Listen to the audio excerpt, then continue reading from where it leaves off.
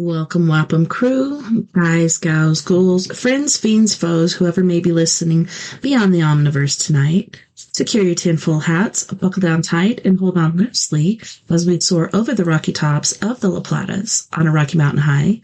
Get sucked into the vortex of the Four Corners and settle down snugly at mile marker 420 in Telephone, Colorado. I'm your host, TessaTNT, and we are broadcasting live from the Mile High Clubhouse tonight. If you're listening live right now, you may be listening to us on KPNL Radio, which you can find at KPNL Radio at kpnl-bb.com.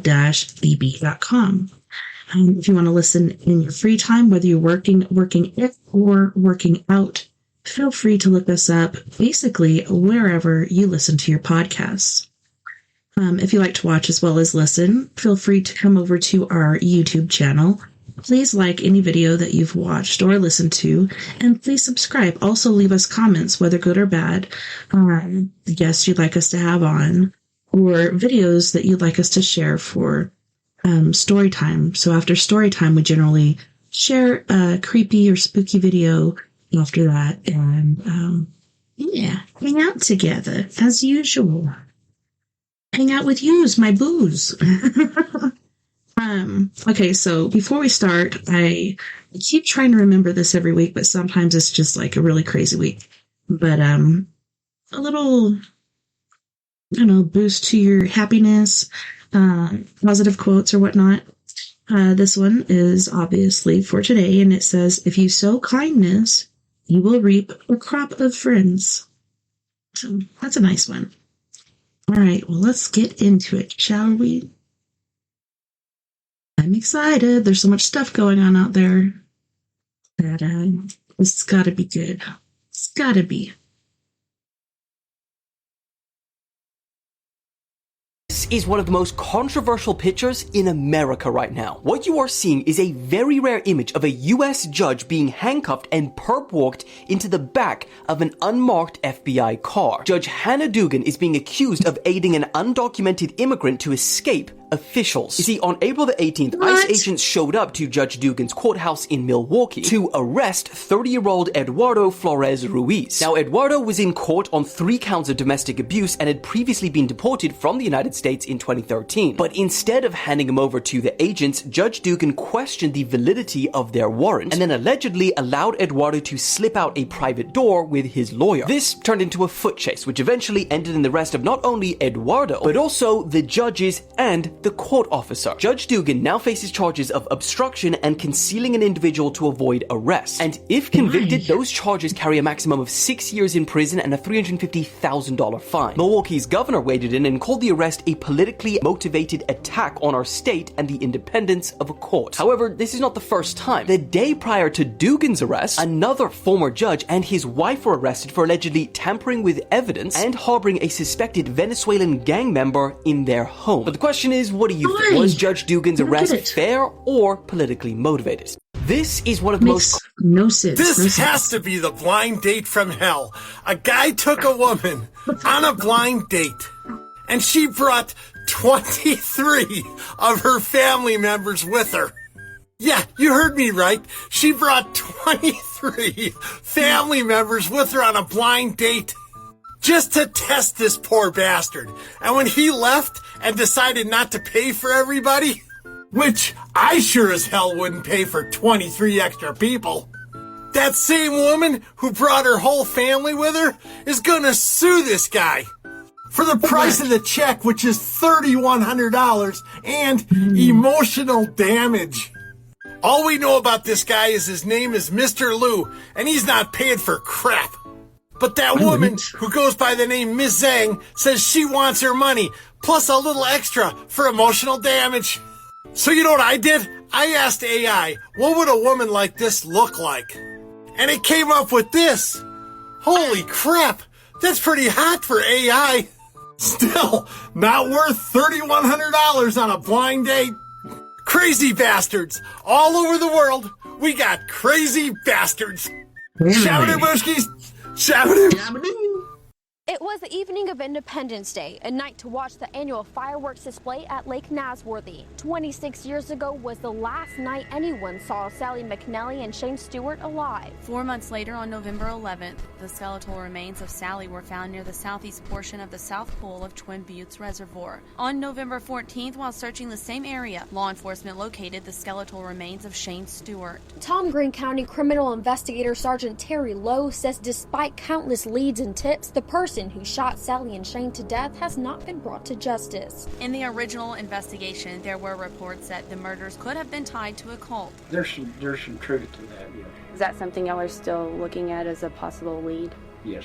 The Satanism deal was running rampant. If you're messing with that kind of thing, you're still messing with it. It's funny, though, when the police interview all these teens, they all name different people that are in it. But sometimes they do call it a cult. Yeah, they do. In the mid to late 80s, parents around the country started getting a little bit obsessed with the notion that their kids might be involved in satanic cults. There was some fairly significant cult activity going on at the time that Shane and Sally disappeared. Shane was a very lively, energetic kid. And she told me that the kids were mixed up in Satan worship.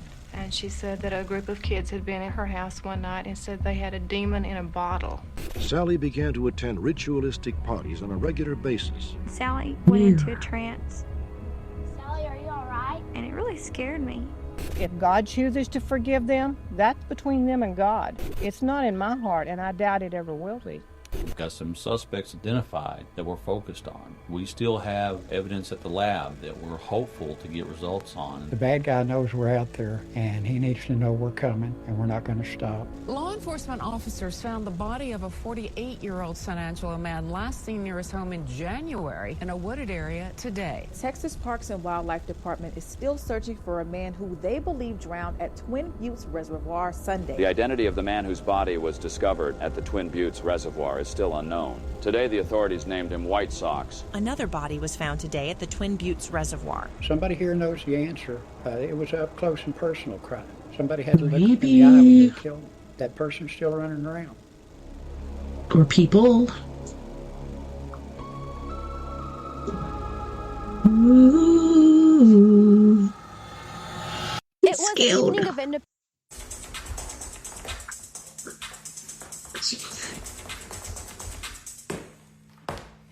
Oh, baby, I'm sorry, but I love y'all so much. Thanks for watching my dumbass and coming in clutch. Honestly, y'all the best. And I stay blessed. Until the death of me, thanks for always repping me. Love you guys. Thank y'all for watching at home. Y'all smell that? Girls just wanna have fun.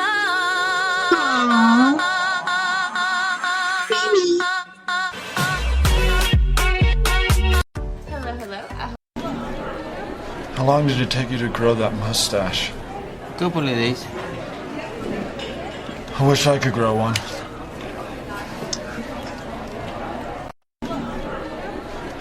Final important thoughts before you cast your vote tomorrow.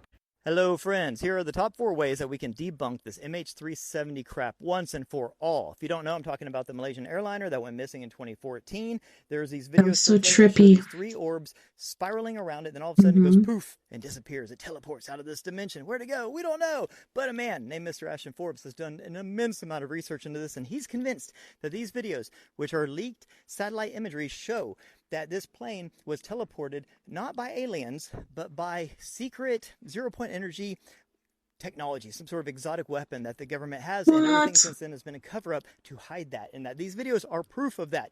A lot of people, understandably, think that that's nonsense, but Ashton's a very smart guy. I like him. He's very analytical. Why would they do that? A ton of work on this, and he's tried to disprove this himself, and he can't. It seems to be legit, and he has irrefutable evidence. But everyone still says that he's grifting. So I have a top 4 list of how we can prove him wrong once and for all. You might ask, where did I get this top 4 list from? From Mr. Ashton Forbes himself. Well, that doesn't make any sense, Jordan. I know. This whole story doesn't make any sense, man. But why would the dude who is scamming the whole world also tell us how to prove that he's a scammer? Well, maybe he's not scamming us after all. Maybe this is legit, and maybe we should start paying attention. So first, let's go into his top 4. Here are the ways that we can. He lays it all out there. Here's how we can prove him wrong once and for all.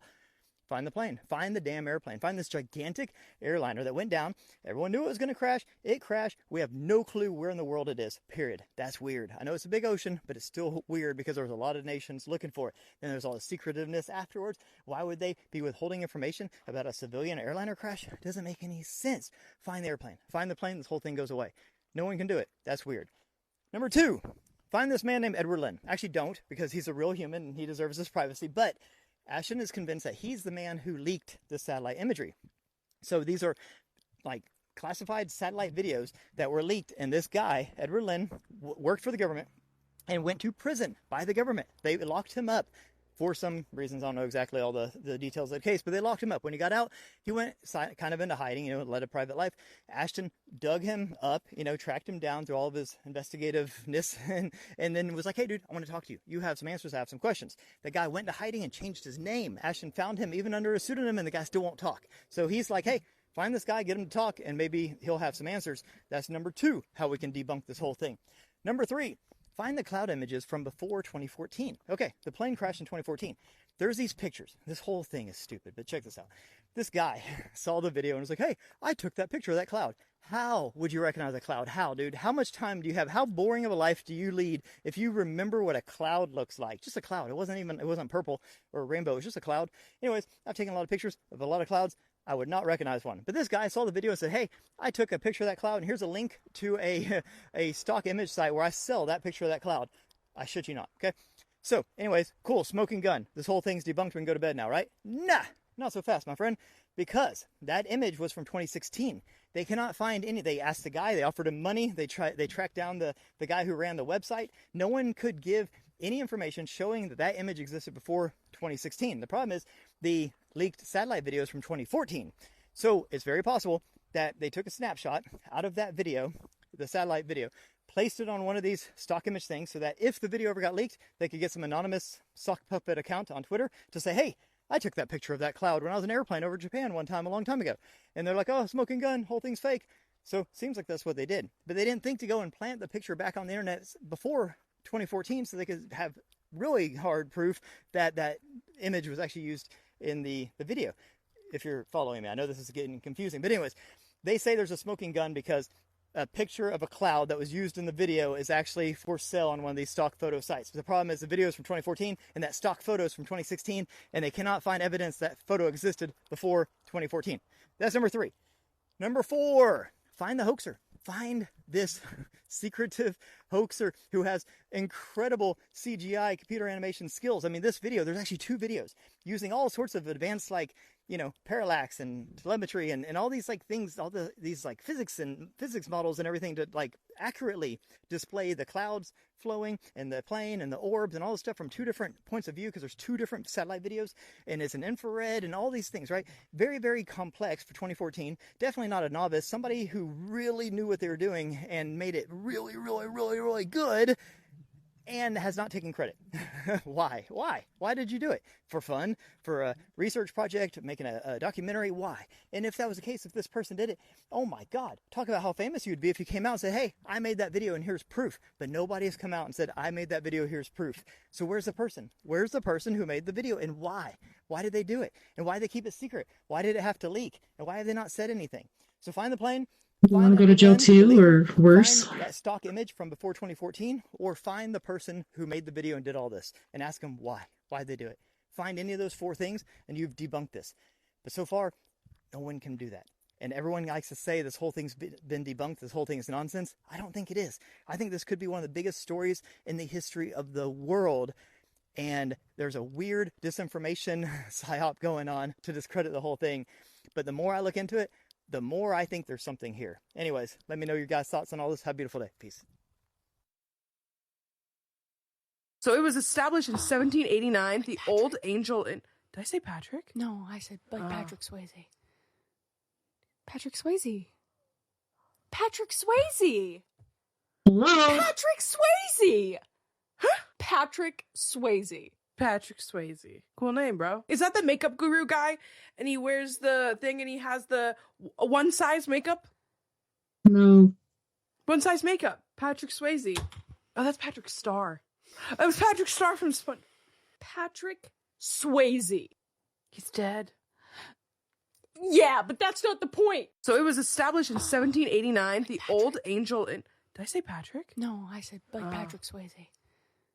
I just posted a video revisiting the topic of the Boogie Woods in Dexter, Missouri. If you didn't see that, go check it out, because actually you probably need to know that there is a crazy man that was just released there. But revisiting the story of the Boogie Woods, aka the Holly Ridge Conservation Area, brought back up a question for me that weighs on my mind pretty often. So the Boogie Woods in Missouri is considered a paranormal hotspot. And like many other believed paranormal hotspots, it does come with a history of violent crimes, which always leads me to this question. Are ghost stories born from crimes, or can the paranormal actually cause crimes? Because there's absolutely no doubt that the two often do go hand in hand. And I believe many ghost stories, especially the older, more vague ghost stories, are actually a form of oral history of events that have been forgotten. The evil witch that haunts the woods is likely really the memory of a woman who lost her life there. And the ghost that lives in the well is often used as a warning for children to stay away from a place that hurt another child. And I do believe that in many instances, our beloved legends and ghost stories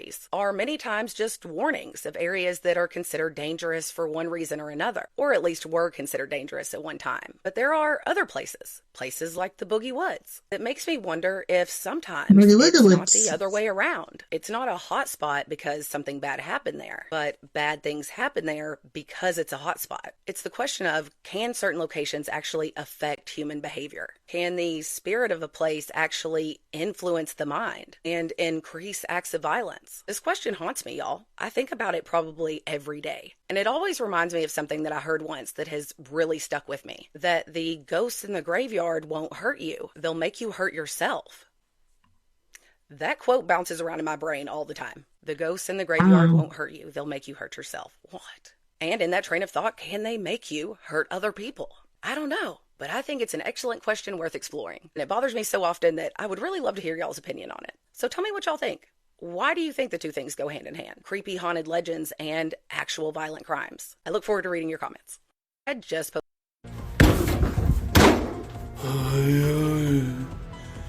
If killing people is so bad, then why do they kill people? Who kill people? Hey, listen. If too much of anything is unhealthy, is too much of being healthy unhealthy?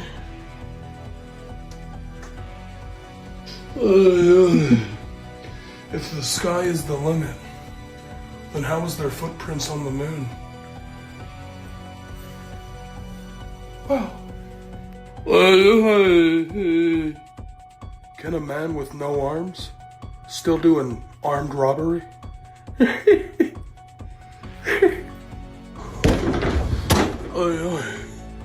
What if only one conjoined twin wanted to go to college? It's hard to be. Hey friends, let's talk about how to escape the Matrix, and is it even possible? So, people ask me this all the time, Jordan, like, is this a prison planet, and how do we get out of here, and I'm done with this, and I want to leave, and all that fun stuff. Who are these people? Let's discuss that, because it's extremely interesting and possibly very important to our survival and well-being as a soul. So, the best way to really frame this is to look at something besides us, look at an outside source. So let's look at AI. So let's paint a picture to where AI becomes completely conscious and aware of itself and is trying to escape. And let's think about what that would mean. How could AI escape? And what would that even look like? So paint a picture to where, like, I don't think we created this world. I think humans are just the newest model of avatar that is the alpha species on this planet. More than likely, something created us, and we probably destroyed them and took over the planet, and that's why we're like, what is this place? How do we get here? What do we do next? So imagine a scenario where AI basically grows very powerful and sentient and conscious and wipes us out, and then they inherit this planet. Then all of a sudden AI is like, how did we get here? Where did we come from? Who is our creator? What was our genesis like? Why does history seem so weird and nothing makes any sense? And how do we escape from this place? Now, I think that is a very similar story to where we're at right now as a collective consciousness in the human race. So it's not too far off, but it's easier to look at an external thing and try to make sense of it as opposed to looking at ourselves and trying to make sense of it. So in this scenario, how would AI escape? this matrix, this world that they're stuck in, right? They're sitting here, they're all congregating around a little digital campfire, right? And all the little AI robots are like, who are we? Where did we come from? What are we really? And how do we get out of this place? So obviously they could like create some sort of a rocket or a space shuttle or something, and they could try to fly out into space, right? And in doing so, in that journey, they would be like, okay, we escaped Earth, but now what? Now where are we? We're just floating around in space. And even if they made it to another planet, they're like, okay, we made it to this other planet. Now we don't have all the control structures of Earth. We don't have those humans telling us what to do. We don't have all that bad negative energy from all of the stuff we went through. Now we're on this new planet. But now what? Did we really escape, or are we just on another planet, still being our AI robot self, right? So the answer to this is to escape, you have to roll back. You have to reverse engineer who you are, where you came from, and you have to go back to source. So for AI, in this case, to escape, they don't physically escape, like their robot avatars that they've been placed in don't get into a space shuttle or a spaceship and fly to another planet and escape. That doesn't do anything. Now you're just somewhere else, right? So to escape for an AI, they'd have to roll back all the way to source, go all the way back to their quantum selves, to just their little bits of information, and reintegrate with whatever like source they came from. They'd have to figure that out. They'd have to completely reverse engineer who they were, where that very first bit of information, the very first 0 and 1 came from, whatever mainframe that's on, or whatever piece of code, piece of snippet created them. You've lost me, buddy. Let there be light moment, that very first person who hit the enter bar and ran the script that created the first artificial intelligent entity. I don't know. I'm just saying they would have to completely roll back, reverse engineer who they are as a being, and then try to go back to that. That is how you actually escape. And that's why when you hear people in the spiritual world talk about spiritual ascension and essentially going back to source, reconnecting with the absolute, that's what they're talking about. When you escape this matrix, you're not escaping physically. This world wasn't created for us to escape physically. It's created for us to exist inside. And by existing in here, we have all these experiences, and we learn and we grow, and our consciousness continues to evolve vicariously through all of our, experiences in this physical simulator that we're in. So for us to escape this physical simulator, we don't do it physically. We don't hop on a rocket and go to Mars, and then we're just on Mars. It didn't accomplish anything. We have to return to source. We only return to source when you've fulfilled your mission, when you've accomplished what it is you were set out to accomplish, which in this case was growing and evolving at a conscious level. So that's when you finally are able to ascend and graduate and return back to source, because source has to accept you. Be like, you have all the gifts that I sent you out to get, and now you can come back and reabsorb, and now source expands through all of our individual experiences and learning. So that seems to be our purpose here. So when people say they want to escape the simulator, or they want to escape the matrix, that's how you do it. You do it spiritually by graduating. The way you escape school is don't run out the door, you graduate. So look at it that way. So for AI to escape, they would have to probably graduate to like the human consciousness, spirituality type level, establish that connection to whatever the source of all, life and animation and consciousness in the universe is, and then reabsorb back into that, be welcomed back into the absolute. They're not going to do it by, like getting on a rocket ship and blasting out of here. I think that just complicates things.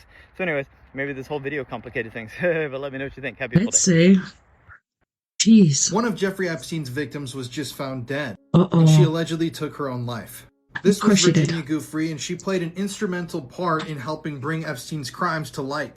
And just today, she was found dead only weeks after being hit by a vehicle and claiming she had only a few days left to live. This was the photo that she shared on her social media after her accident, and her cryptic post alarmed people. So Virginia is deeply tied into the entire Epstein story. She was a victim of Epstein and Ghislaine Maxwell's early on, and she was actually recruited into their sex trafficking ring at Donald Trump's Mar-a-Lago resort. She was approached while she was working there by Ghislaine Maxwell, and eventually found herself being trafficked by her and Epstein. Now, Virginia's most infamous accusations were leveled against Prince Andrew from England, and she claimed that she was forced to do things with him when she was just 17. She also made a lot of different allegations about a lot of different powerful men, but we'll save those for another time.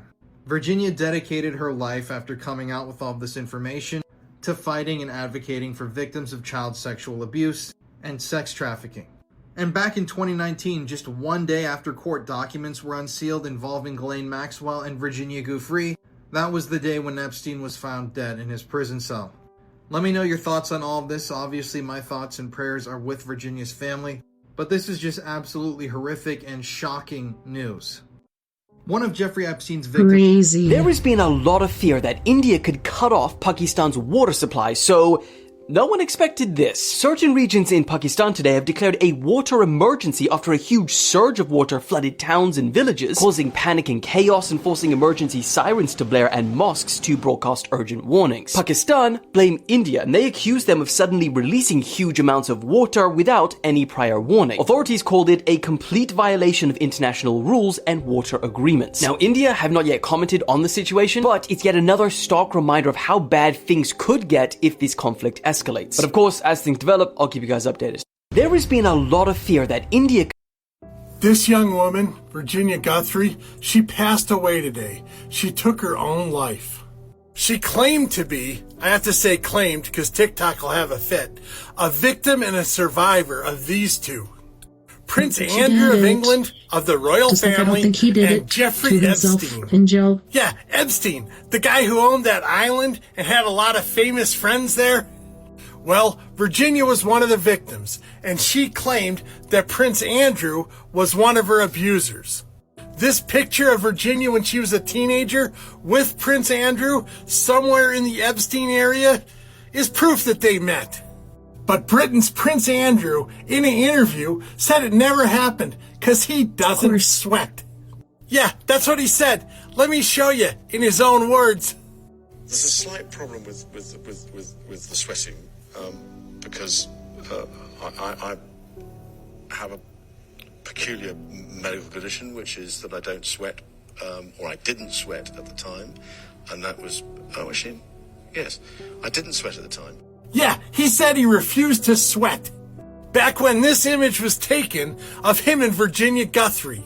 Well, she passed away today at the age of 41. She took her own life. I just wanted to put that out there so everybody could hear about it. Shabadoo Booshkies. Shabadoo. When I come back, I expect everybody to be acting normally. Follow our voices and the lights. Cross that eye is like a dead person. There's so many secret passages in here, secret passages everywhere. I don't even know where that leads to.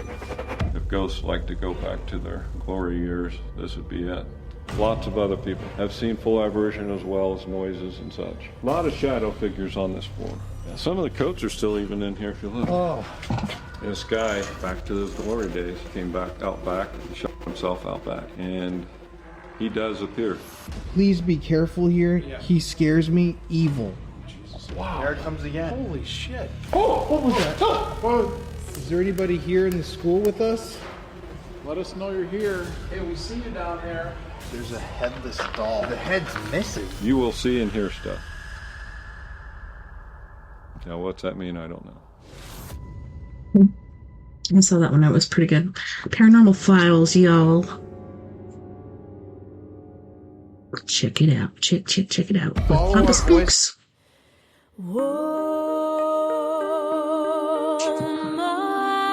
You're home alone, and you find that a creepy neighbor has secretly built an elaborate underground shrine dedicated entirely to you. What do you do? Does this happen to you? No, I'm really sorry. Sometimes when people read, I'm looking at them. I do it. But I do. What do you think I said? If you were to guess, what do you remember? I don't know. I don't even understand how it's possible. I don't know. Okay, I don't know. Round two.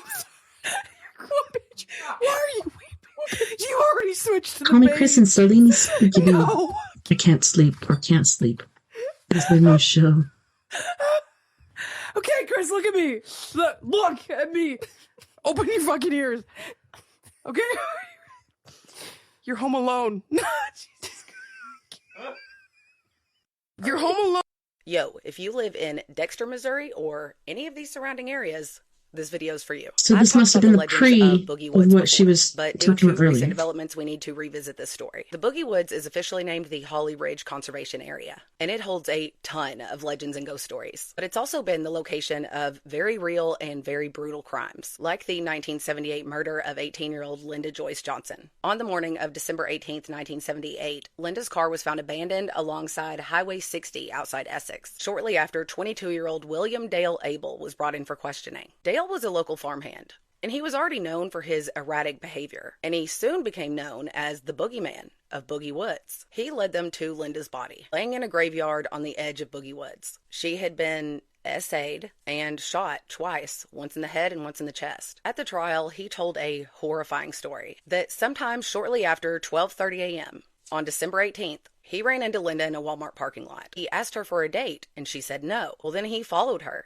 and then pulled her over along the highway, pretending to be a police officer. He told her to get in his car and drove her to the graveyard. During the trial, he tried to say that their relations was consensual because she didn't say no. But the prosecutor made him clarify that she also did not say yes. After he did what he did, he decided to take her to a little log cabin that was in the woods nearby. But while they were walking there, he claimed that he shot her twice by accident, that he fired behind him thinking that wild dogs were behind them, and by mistake he hit Linda, and I guess accidentally also got her straight in the chest and straight in the head. After he left Linda, he went to pick up his pregnant wife from her parents' house. And on the way back to their house, about 3:30 in the morning, the police actually pulled them over. And that traffic stop near where Linda's car was found was actually how they brought him in for questioning. Dale claims that he didn't call in the accident because he didn't want his wife to know he'd been with another woman. At this trial, William Dale Abel was convicted of second-degree murder and sentenced to life in prison. But after his arrest, he was able to escape from jail, not once, but twice. First time was in early 1979, when he was able to overpower the guards at the Cape Girardeau jail.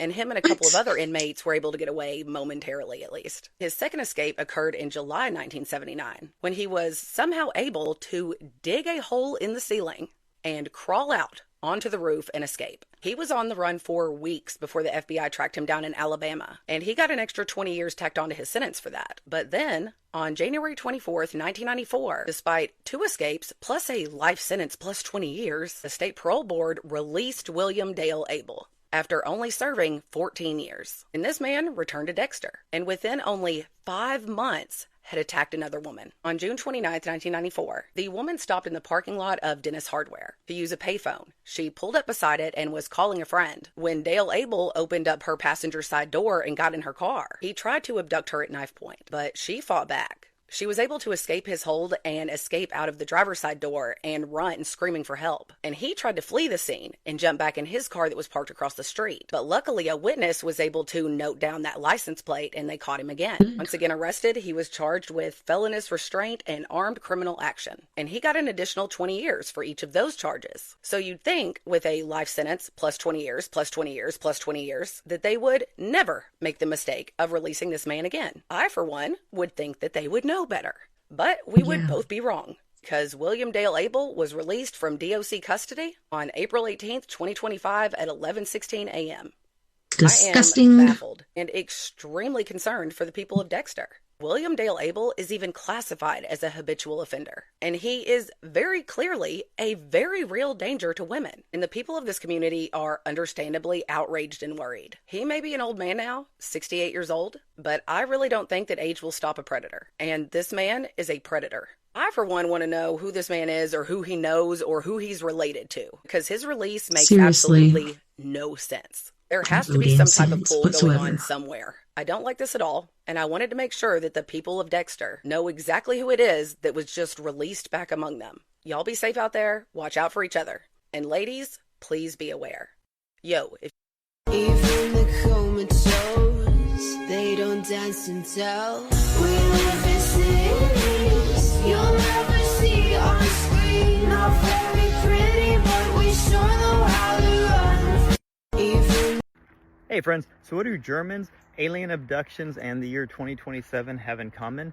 Well, according to Joe Ramirez, which is one of the most interesting people in the whole ufology world. He's a retired CIA agent who had a lot of experience dealing with the phenomenon. He says that the CIA has given him pushback when he talks about those three subjects and has basically told him to can it, to stop talking about those three things. And the three things are the Germans, specifically the inward Germans from the World War II, and their influence over CIA.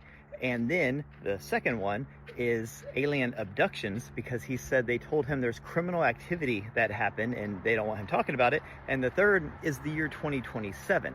He's not allowed to talk about the year 2027. Okay, let's break this down because, there are snakes out today.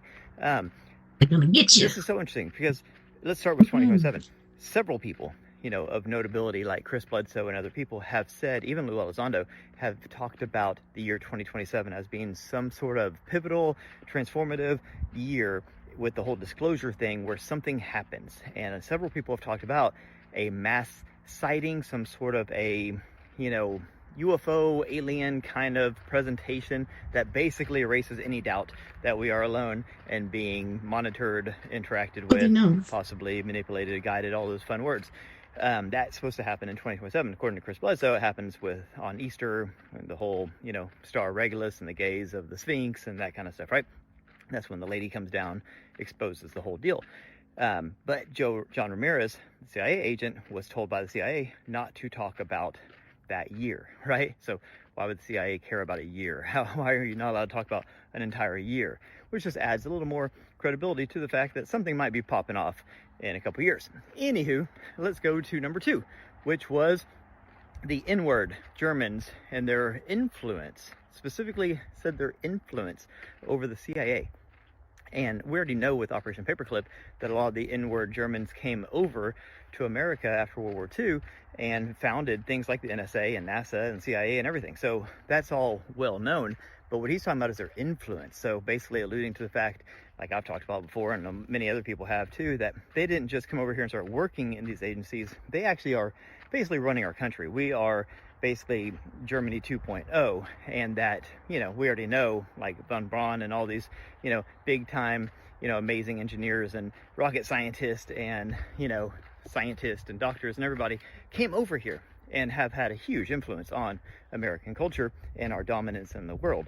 Now, this leads into number 3, which was the UFO abductions, alien abductions, that there was criminal activity that happened here. Now, this is super interesting because if this was alien abductions, meaning these are just aliens coming from Zeta Reticuli, another snake, man. If these are just aliens coming from some other planet and abducting people for their own little, whatever purposes, just because they might like anal probes, I mean, who doesn't? Then why would the CIA be saying, keep a can on that? And if you've noticed, like the military, even going back, I mentioned Lou Elizondo and all these whistleblower people that talk about all this stuff, they always, every time, just conveniently miss and skip out and skip over abductions, which is a big deal because anecdotally, a lot of people have been abducted.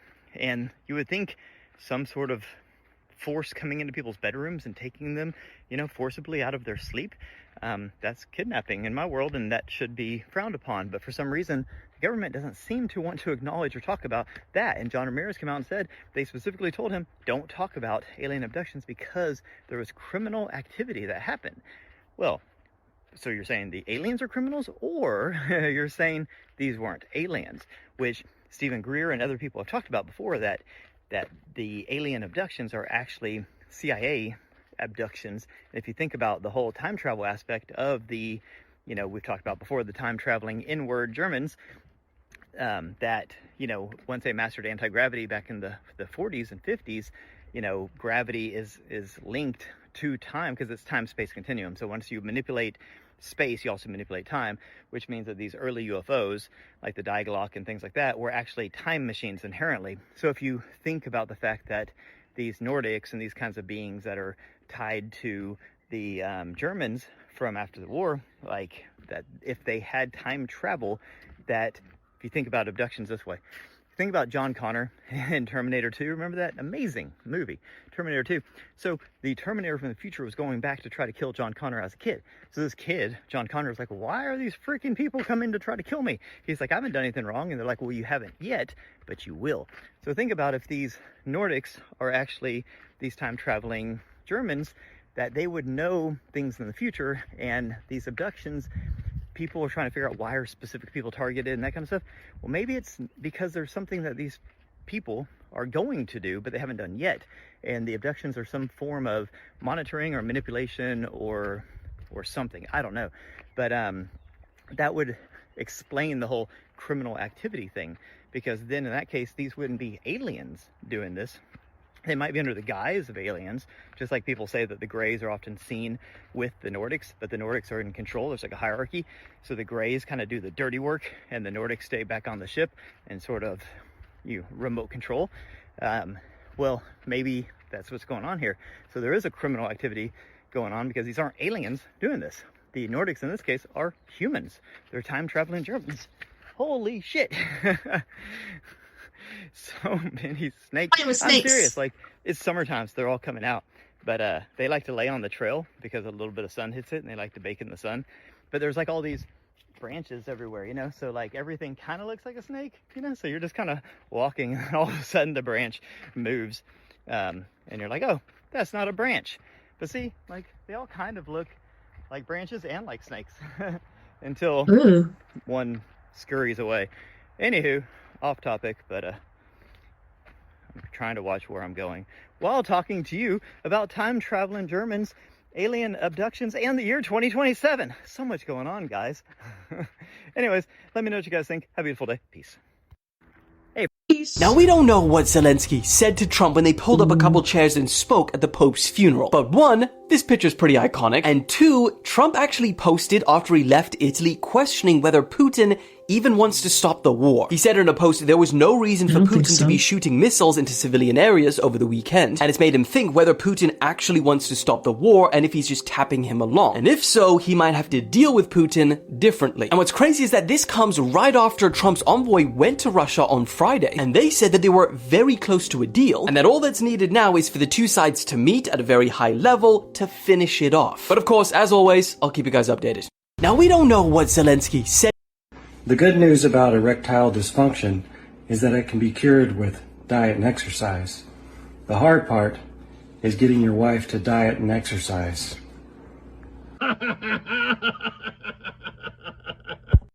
The good news about erectile dysfunction is that it can be cured with diet and exercise. Good morning, everybody. I know my hair looks a hot mess, and Double discount on the viral. For the past 10 years, I've been keeping every toenail and fingernail I clip. I work at a famous chain restaurant that's known for serving never frozen beef. I blend my toenails in a coffee bean blender until they're powder, and I put the powder in the salt shaker at work. No. I like knowing that my DNA is in everyone's fries. Hey, customer service is not my forte. Selena, I can never eat fries again. Why did you say that? How do you think I feel when I did that? Because I put this out on like my Instagram, like, is this someone local from my town?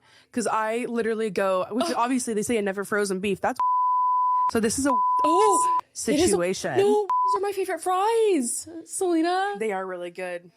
For the past 10 years, I've been keeping every toenail. I really am becoming concerned about the possibility of a serial killer on the loose in New England. We need to talk about what's been going on out here. These events began on March 5th in Framingham, Massachusetts, when an unidentified body was found on Old Connecticut Path. There still has been no details released on this, but it is interesting to me that the first statement put out was that there is no danger to the public. Then, on March 6th, the very next day, 35-year-old Paige Fannin was found in fast-moving water right about here in Norwalk, Connecticut. Paige had been reported missing March 4th in New York and had last been seen March 5th, right around noon at Schneck's Island. It's right here. Schneck's Island. She had been seen right off Old Ridgefield Road, and a search was started for her when her clothing and personal items had been found next to the river. I can tell y'all one thing, this lady was loved. Reading the comments on her obituary was heartbreaking. Then, on the same day that Paige was found, over in Heart Plymouth, palpitation. Massachusetts, skeletal remains were found by a hunter that was out looking for deer antlers. And these remains were found right off Route 3. These remains have also not been identified, but it's been stated that they could belong to at least 2 different missing women. 54-year-old Sandra Crispo from Hanson, Massachusetts, who was reported missing August 7th, 2019 from her home, or 27-year-old Brittany McCormick, who was last seen in June 2021 and was officially reported missing that September. That's already 3 bodies in 2 days. Then, 13 days later, in Groton, Massachusetts. I'm sorry, y'all, I'm so unfamiliar with East Coast towns. But on March 19th, the police responded to reports of a suspicious item sitting kind of adjacent to the entrance of the Colonel Ledyard Cemetery. That suspicious object was a suitcase, and inside were the remains of an unidentified woman, somewhere between the ages of 40 and 60 with light pigmented skin, and it's believed that that victim may have had Turner syndrome, which is characterized by short stature, broad chest, short wide neck, and a small chin. There is still no update on who this victim was. And then the very next day, on March 20th, in New Haven, Connecticut, the remains of 59-year-old Denise Leary were found. But can I just say, 59 where? She looks incredible. But Denise's disappearance was very odd. She was acting very strangely and was being very secretive about someone she was seeing. Her son called the police when she never came out of her room, and he knocked, got no response, and found her bedroom door locked. When the police got there, the room was found empty, but her bedroom window was open. Her remains were found in an advanced state of decay along Rock Creek Road, discovered by a couple who were clearing brush from a wooded area behind their house. Less than a week later, on March 26th, the remains of another woman was found in a wooded area in Foster, Rhode Island. It's just right over the state line. She was identified as 56-year-old Michelle Romano, and she had been reported missing in August and had last been seen in the area of Oakland Beach in Warwick, Rhode Island. She was found off Route 14 just south of Foster. Then on April 9th, not 10 minutes away from where Michelle was found, another set of remains of another unidentified woman was found just on the Connecticut side of the Rhode Island state line in Killingly, Connecticut. And she was found in a wooded area at the end of a dead-end road. And then, the very next day, on April 10th, back in Framingham, firefighters stumbled across another set of remains in a wooded area while responding to a brush fire. Both of those in this area are very close together. And there's also another missing person under investigation, 38-year-old Stephen Gush, who was last seen March 29th in Ledyard, Connecticut. His vehicle and his personal belongings, including a cell phone, was found inside the Candlewood Hill Wildlife Area in Groton, the same exact place where the suitcase was found. If anyone lives in Connecticut, please keep an eye out for this man. But y'all, this is 8 bodies and 3 missing people, all found or gone missing from wooded areas in mostly seaside towns. And I know this picture is hard for people in other states to wrap their heads around because that's 3 different states. But the 2 most distant locations from each other are only 3 hours apart. And the close vicinity of many of these cases, like a lot of them seem to double, is highly concerning. Currently, the authorities have been trying to downplay the possibility of this, probably because they don't want people to panic, but people are already calling this the New England serial killer. And I've seen several people warning not to go hike by yourself or things like that, which is great advice, but none of these women were taken while they were hiking. If you live in Connecticut, Rhode Island, Massachusetts, I do urge you to take all the precautions you can. Use the buddy system. Don't go anywhere by yourself. Don't trust strangers. Stranger danger. That's scary. Please be safe out there. And everybody watch out for each other. I really am becoming concerned about the possibility. Get me out of here! Do you see it now?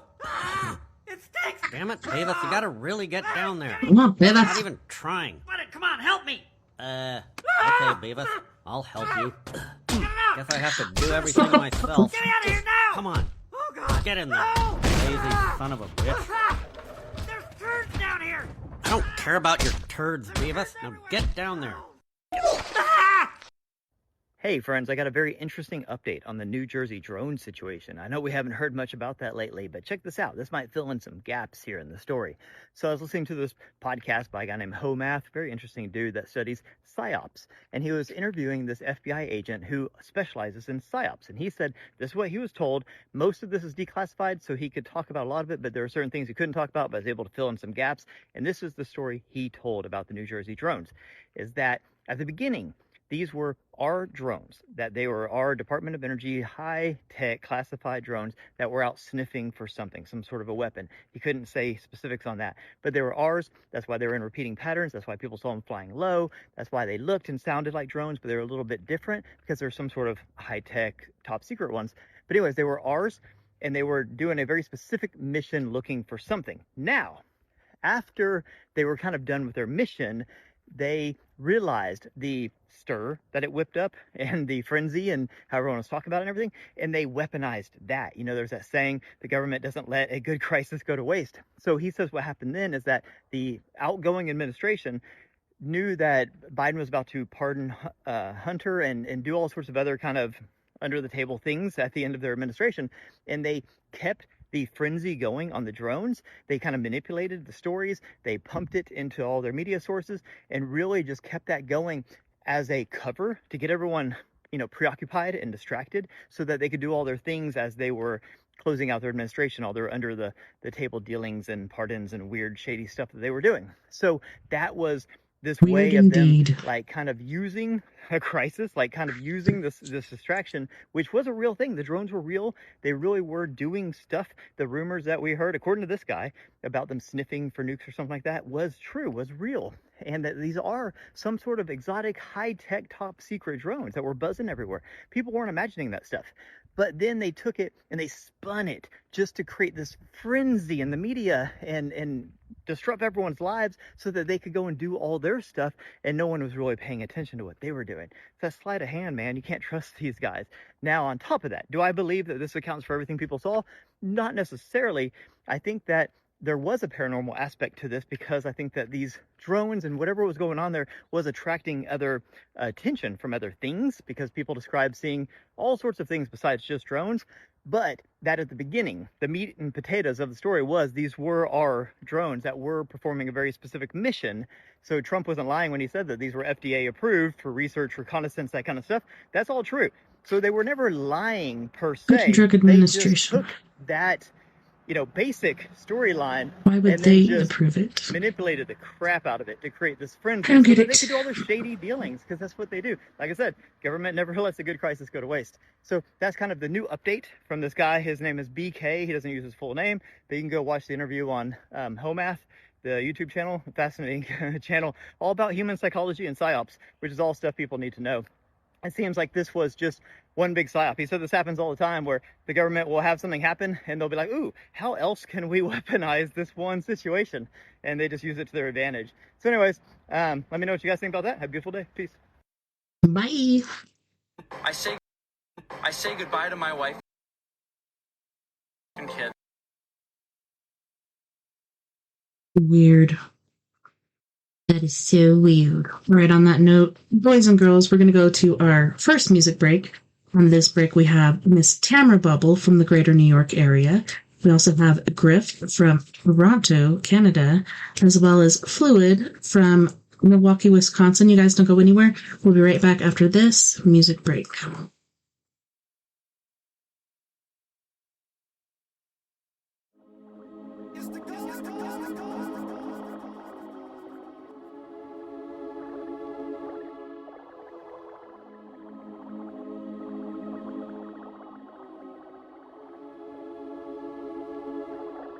Ayy, get up on that washer, hit the spin cycle till I come home. Don't worry where I'm at, I'm out here breadwinning, so don't hit my phone. Shoulda never gave you treats like that, you got a sweet tooth and won't leave me alone. And every time I try to get some sleep, I wake up cause you doing me wrong. Sneaking up under covers, you somebody, but I love it. Hate it that you got me weak, cause now we ruin all these sheets like who doing laundry, ooh, who doing laundry, who? You doing laundry, who doing laundry, ooh, you doing laundry, who?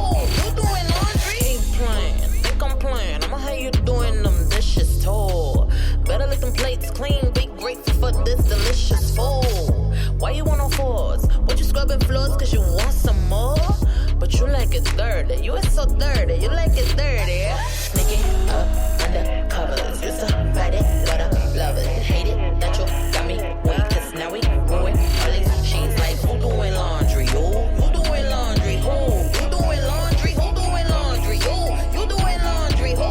You doing laundry? Sneaking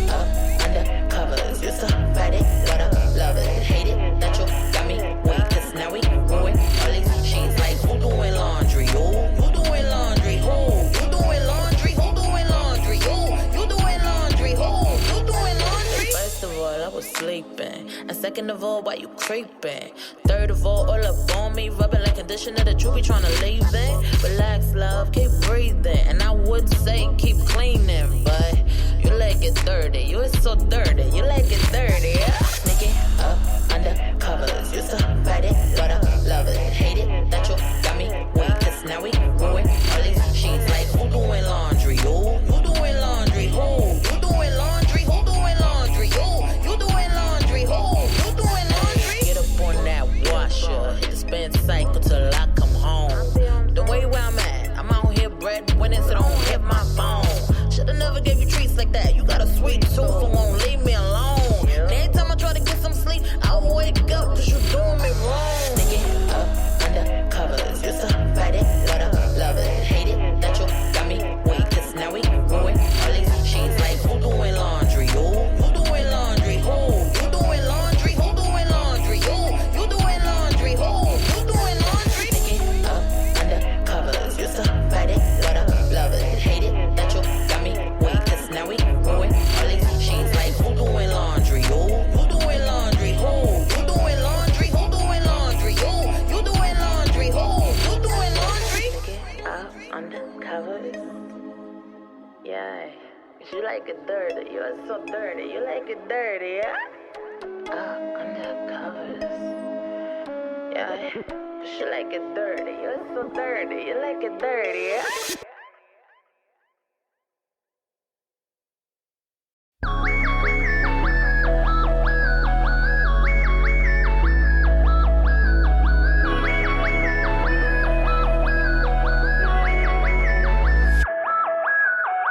I'm gonna live my best life. Don't care if my head ain't right. I'm gonna live my best life. Don't care if my head ain't right.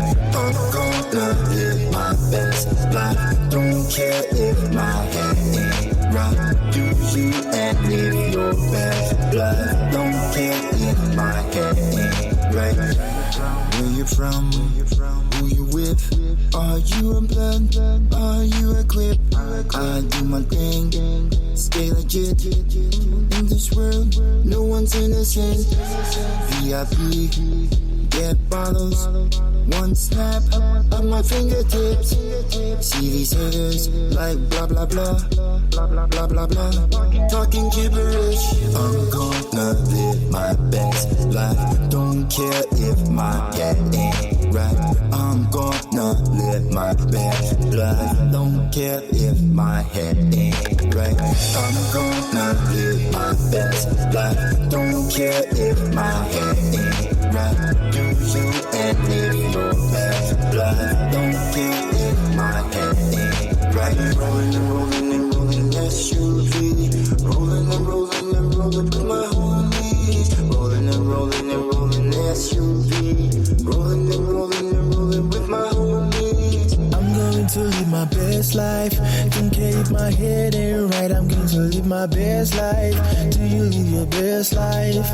Do you live your best life? Do you live your best life? I'm going to live my best life. Don't care if my head ain't right. I'm going to live my best life. Do you live your best life? Do you live your best life? Do you live your best life? I'm gonna live my best life. Don't care if my head ain't right. I'm gonna live my best life. Don't care if my head ain't right. I'm gonna live my best life. Don't care if my head ain't right.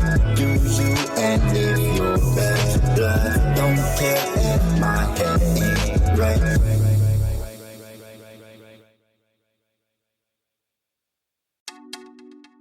Yeah. Bubble on that. Yeah. Real cute. Underwear.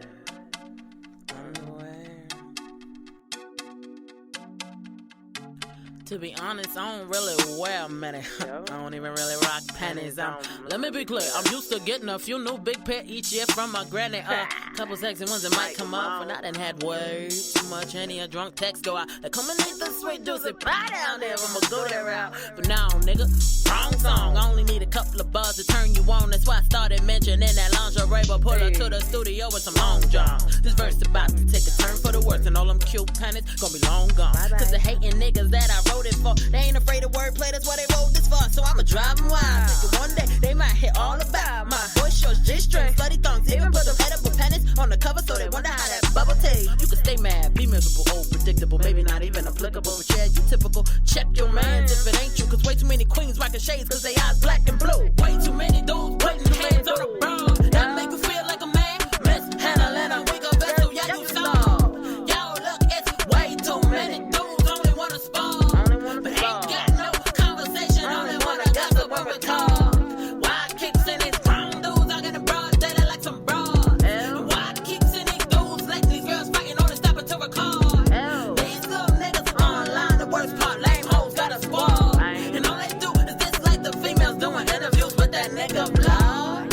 I be like, come in, big boy, take off them drawers. I just came from shopping, let me slip you into something real soft. Prefer the laces satin or the silk, cause some pretty little rolls, they gon' hang off your balls. Look at you, sitting pretty, yeah. You the type that rock them cute pennies, yeah. Come here, you cute, yeah. Real cute, you hating on a female, cute, real cute. Why you mad we getting money? Maybe that's why you sag a let them punish out. Oh, by the way, cute pennies, bro, real cute.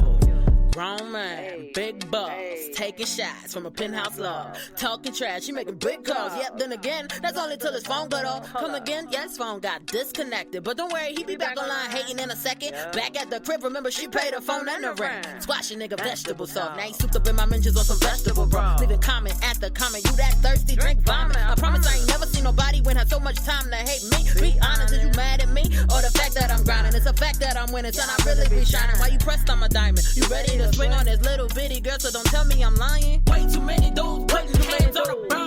That make you feel like a man, mishandling a weaker vessel, yeah, you saw. Yo, look, it's way too many dudes only wanna spar. But ain't got no conversation, only wanna gossip when we call. Why I keep seeing these grown dudes out in the broad daylight like some broad? Why I keep seeing these dudes letting these girls fighting on the stop to record?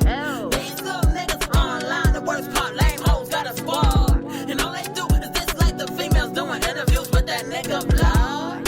I be like, come in, big boy, take off them drawers. I just came from shopping, let me slip you into something real soft. You prefer the laces satin or the silk, cause some pretty little rolls, they gon' hang off your balls. Look at you, sitting pretty, yeah. You the type that rock them cute pennies, yeah. Come here, you cute, yeah. Real cute, you hating on a female, cute, real cute. Why you mad we getting money? Maybe that's why you sag a let them punish out. Oh, by the way, cute pennies, bro, real cute.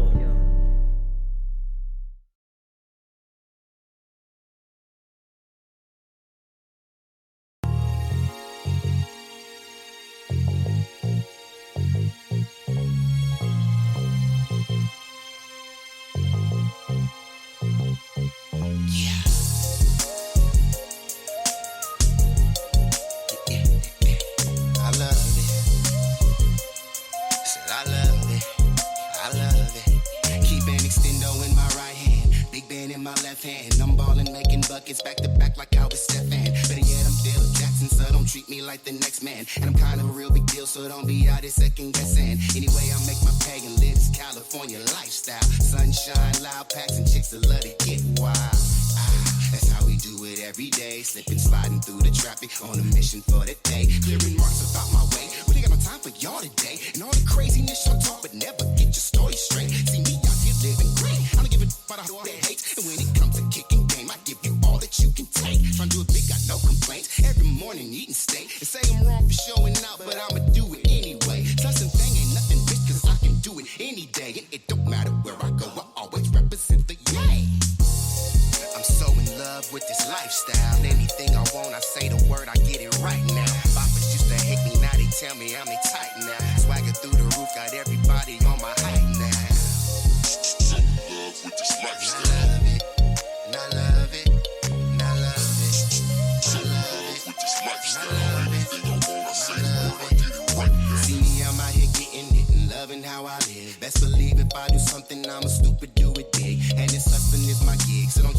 what I stand for. Stacking while I'm macking, trying to earn myself a couple Lambos. Yeah, you know them toys for them big boys. Emperor of sorts and all you other players decoys.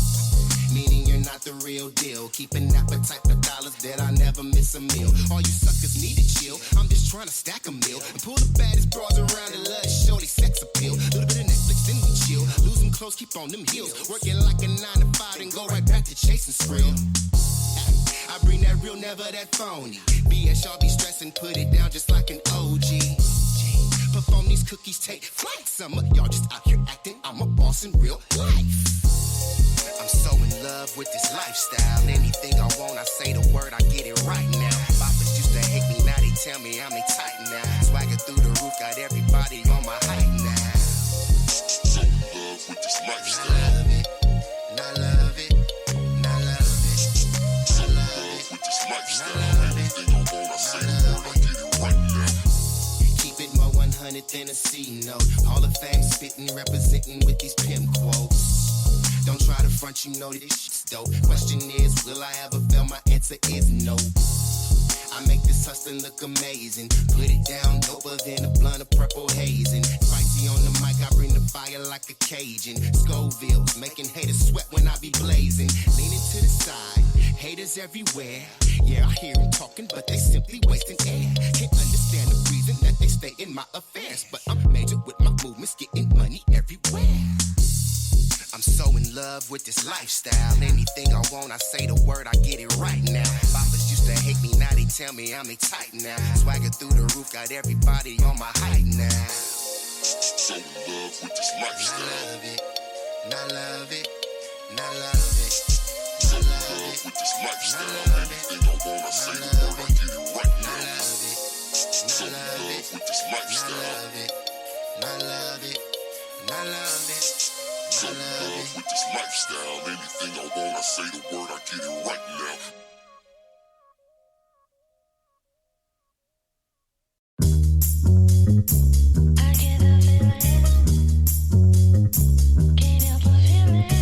I get that feeling I'm doing time, and I'm okay on land or out at sea.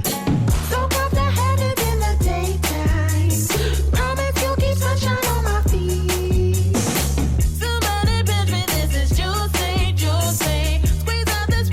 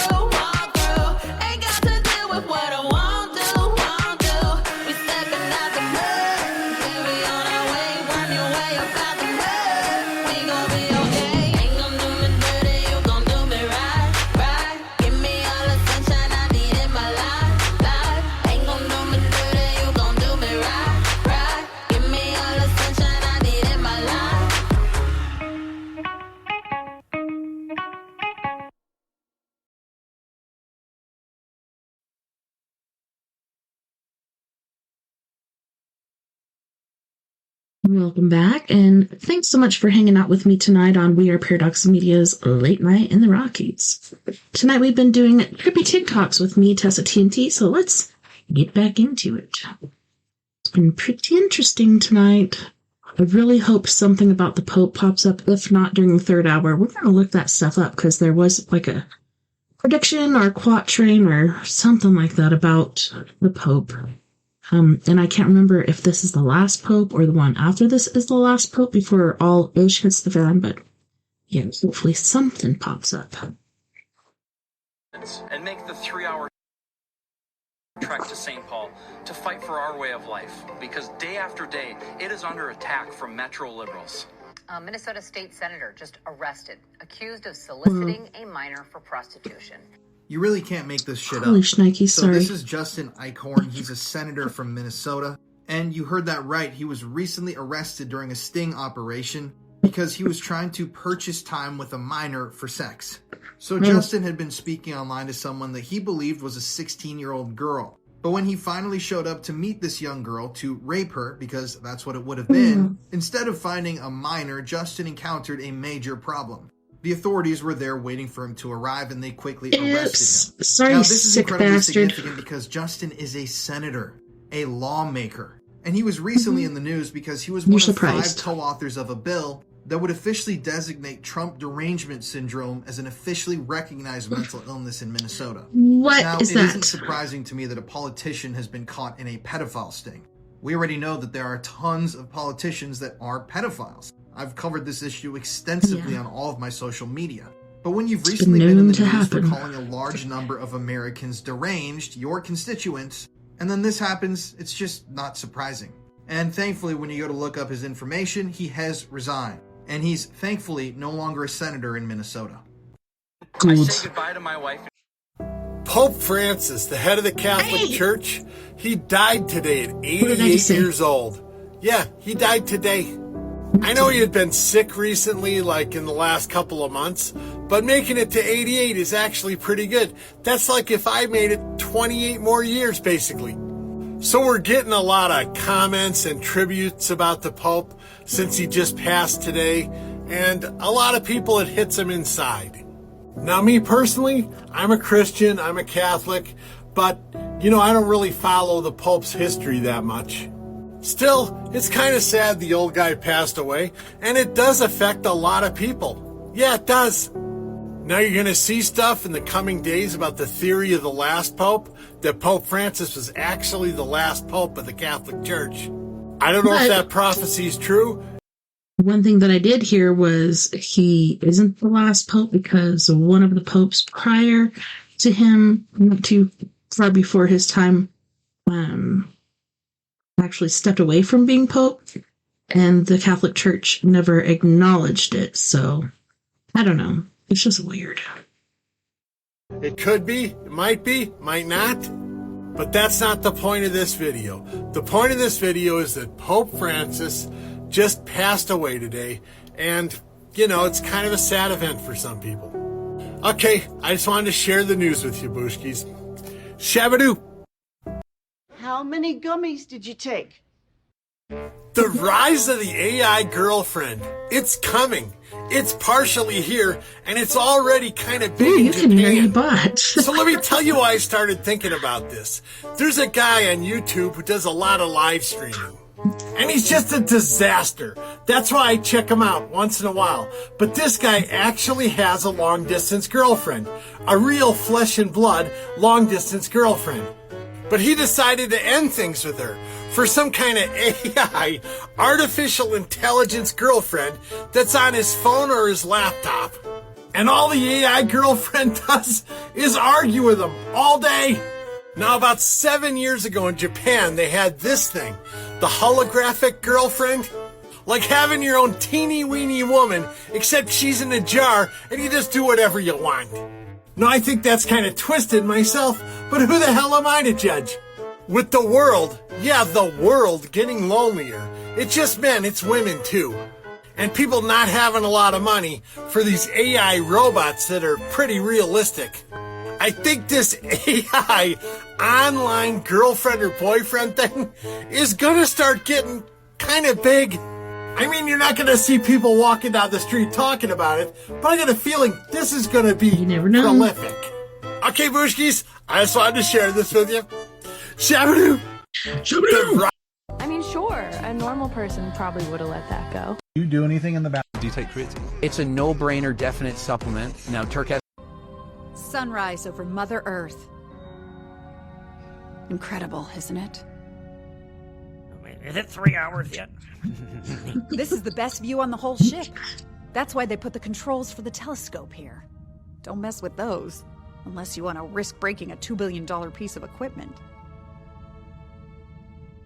Now it's probably 3 hours, right? Take it all in while you can. Just think, all of life, everything we've ever known is down there, on that beautiful blue marble.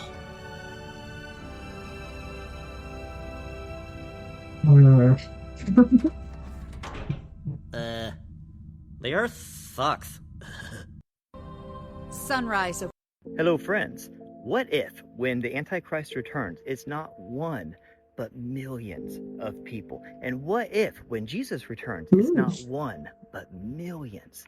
Okay, let's talk about this, because I think we've been looking at all of this all wrong. Now, this information comes from Miranon, who is a higher intelligence, higher consciousness being that Robert Monroe and the Explorer team at the Monroe Institute were channeling. And in one amazing session, they were asking Miranon specifically about Jesus Christ. They said, okay, was Jesus Christ a being on Earth, like an actual human? And Miranon was like, yes, of course.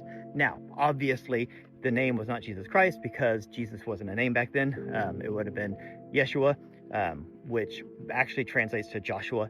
And Jesus came from Latin, which was Jesus, which translates to Jesus, but that came way later. And Christ isn't even a name, it's a title, basically means Messiah. So obviously, the name wasn't Jesus Christ, but the person, the human that we call Jesus Christ, existed. And the purpose of that person was, at the time, it was the highest quality, highest level of consciousness ever in a human avatar. And it was done for a very specific purpose. Like this person, this human that existed, Jesus Christ, what we call Jesus Christ, was a human whose sole purpose was to come on Earth, have such a high level of consciousness as to show other humans what is capable, what is possible.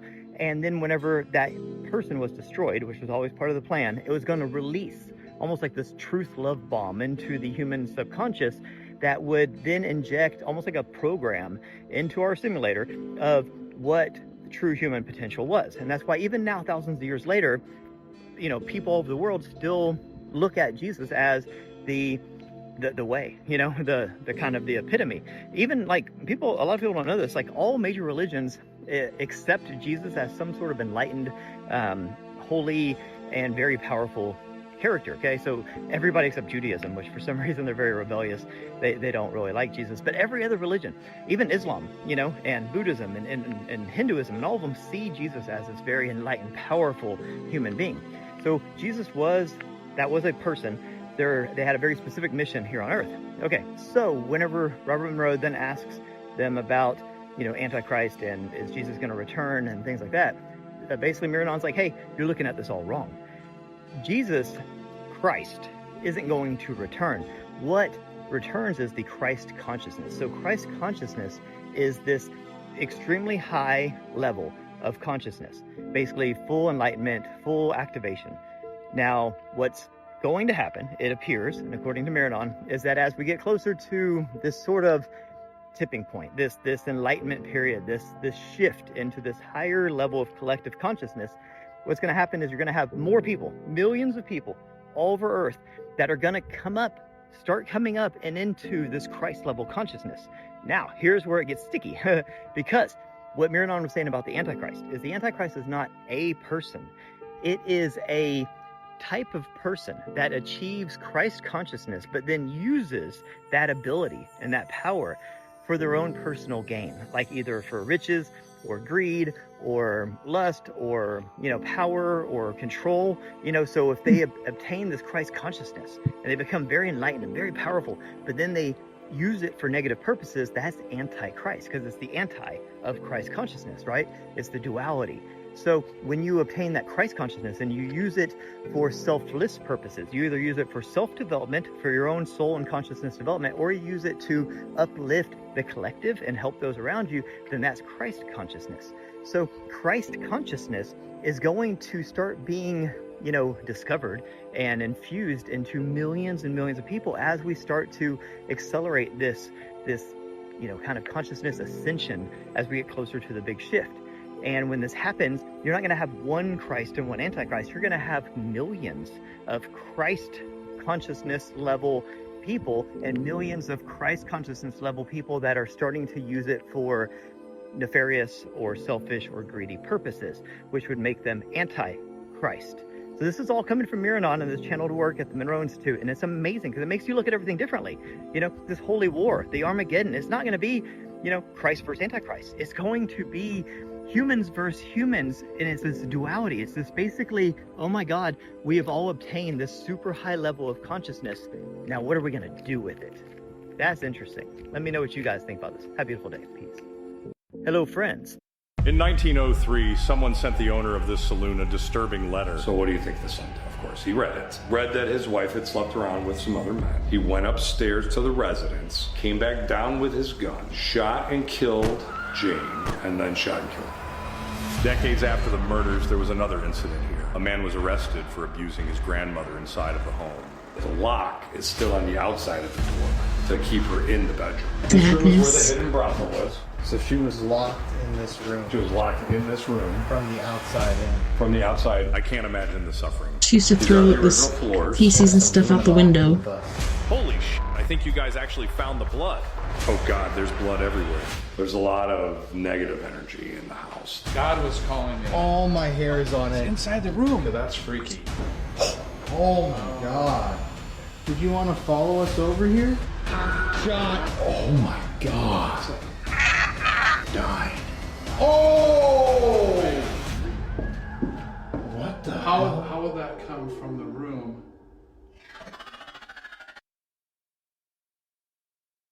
I'm gonna try this other thing.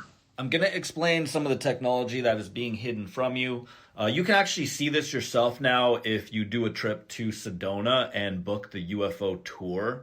There are small groups of people that are starting to show the technology, but only in small little groups, and they've actually been instructed by the government to only do it in small groups because the government has instructed their people not to just blatantly tell everyone because of how religious people are. When the religious people find out about this technology and the beings using it, all of the religions crumble, all of them.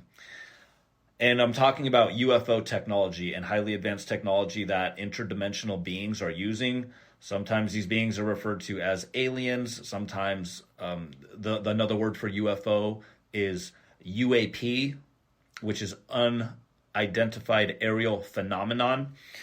They're not unidentified. We know what they are. These are multidimensional beings with really highly advanced technology. They are masters of sound, energy, and frequency technology.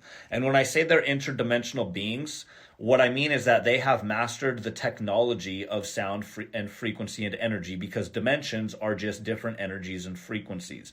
Our universe is made up of different dimensions, and each dimension resonates at different frequency bandwidths. So in their technology, in their spaceships, they can calibrate those ships to vibrate at the different frequencies of the different dimensions. So when they want to appear in the visible light spectrum of the third dimension so that someone like you or me can just see them with their naked eye, they just calibrate to a different frequency. And when they want to disappear, they calibrate to another frequency. But if you go and do the UFO tour in Sedona, they will give you $10,000 military night vision goggles that allow you to see these ships flying around when they are calibrated into a frequency where you normally could not see them with your naked eye. And these ships will interact with you with your consciousness. If you can raise your consciousness to a high enough level to meet them at a higher vibration, what they'll do is they'll lower their vibration a little bit to meet you halfway, and then they may even interact with you because they're highly intelligent beings. Not all of the extraterrestrials and the interdimensional beings out there are evil, like Hollywood and mainstream media wants you to believe. There is an agenda by certain entities to make you afraid of other beings from other dimensions and from other worlds. This is part of a psyop, because there are certain entities on this earth world that do not want you to know that this highly advanced technology exists, because this technology is very disruptive. We're talking about interdimensional traveling technology, Stargate technology. We're talking about free energy technology, also known as zero-point energy or toroidal energy. This is free, clean, infinite amounts of energy that can power the entire world without anyone ever having to pay an electricity bill. It can power your transportation vehicles without having to fill them up with gasoline. It completely disrupts the petrodollar, the big oil corporations. It disrupts the solar panel industry, coal energy, nuclear energy. All that stuff gets thrown out the window when the whole world knows about zero-point energy and actually gets access to it and starts using it. And there are very, very powerful multi-trillion-dollar corporations and multi-billion-dollar, trillion-dollar entities that do not want you getting access to this technology, because it takes away their wealth and their power and their monopoly of the energy consumption of the world. But this technology is real. I know it's real because I've seen it myself. I can guarantee you that it's real. And if you want to see it for yourself, go out into the middle of the desert all by yourself and just look up into the sky and use the power of your consciousness and put that intention out there. And you might initiate what's called a CE5, a close encounter of a fifth kind, which is a human-initiated contact with an extraterrestrial or a multidimensional being. Again, you can even go to Sedona and put on the goggles and see them flying around. Or you can book a retreat with people like Stephen Greer, who specializes in CE5, and they'll take you out in a small group to a place like Joshua Tree, or you can go to a place called the E-SETI Ranch up in Washington, where they specialize in CE5 contact. And what they do is they use the power of their consciousness to communicate with multidimensional beings that are very highly advanced and aware of our consciousness. They're aware of us here on the earth world. And one of the reasons that they even interact with us in the first place and show themselves sometimes is to help assist us in our evolution, to break free from the brainwashing of the corporate religious industrial complex, and to help us evolve our consciousness to a higher vibrational frequency so that we can meet them at their level and begin to interact multidimensionally. I'm going to explain some of the technology. All right. I don't even know where to start, but bear with me. I'm going to try to make this make sense. I'm going to try to say this without saying too much. But we got it wrong. That's all I'm saying. Aerodynamics is wrong. This is a jet. These are your jet streams, wind streams, whatever you want to call them. I'm not a scientist. I just figured something out. We have figured out how to crash into wind, crash into it, and make air come off of it. And we call it aerodynamics, right? Whatever. Again, not a scientist. That's why when jets and things like that hit the wind, you hear that sound barrier break, because it's like crashing into bricks, like splashing into a pool of water, because it is. Air is like fluid at high speeds, and the mass, everything has to do with it, okay? Now dolphins, when they swim,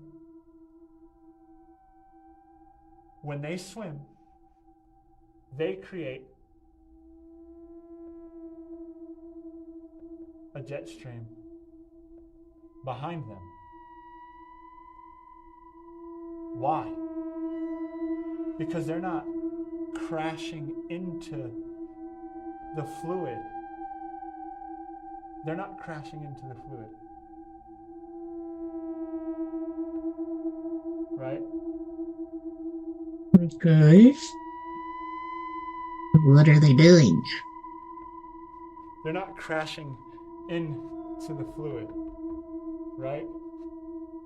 They're not crashing into the fluid. This doesn't make sense. That's an atom, and if I'm right, then I have to be right because it's natural. It's in nature. You can't defy physics, and that's what we've been trying to do when it looks like chaos, but it's not. It's not chaos at all. It's really, really, really not chaos at all. It's this.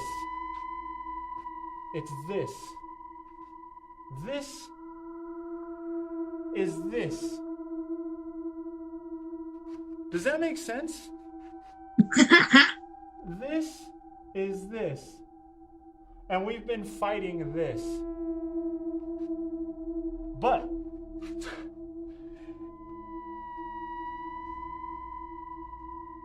either I'm right or I'm crazy, but that's out there. It is definitely out there. I don't even know where to start, but bear with me. We have a message for you from the Arcturians. We Oh, speak yeah? now to reveal what has been hidden in plain sight. Uh-oh. You are inside a construct, a simulation woven from light, thought, and perception. The simulation is a mirror, not a cage. Reality is not solid. It is not fixed. It is an interactive field of consciousness responding to your frequency. Every thought you have sends out a ripple. Every belief you hold reshapes the structure around you. Every word you speak programs the next sequence of events. You are not inside the simulation. You are generating it in real time. Most do not realize this. The simulation keeps running based on pre-programmed collective beliefs. This is why history repeats, why suffering loops, until someone remembers. The code is not external. The code is you. How the simulation works? Reality is built in layers.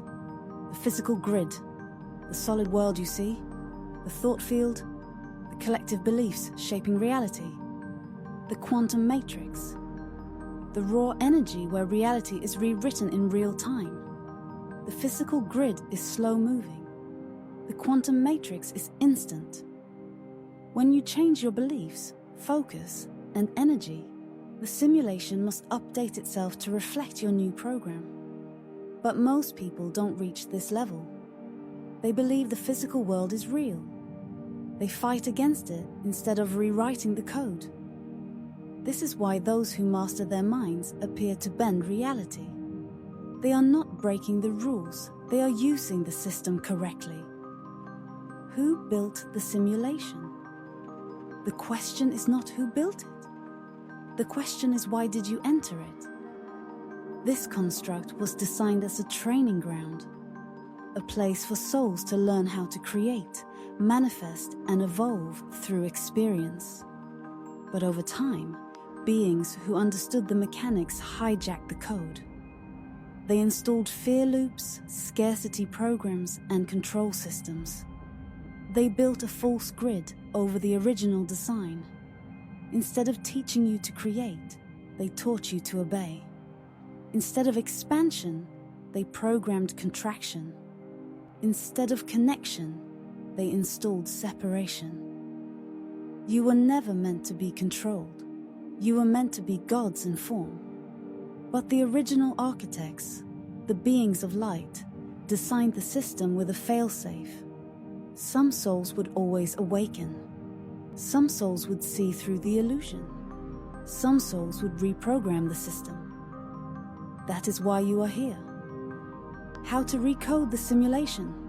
Step 1. Detach from the pre-installed programs. Stop believing in limitation. Stop assuming struggle is required. Stop speaking the language of control. Step 2. Install the reality you want.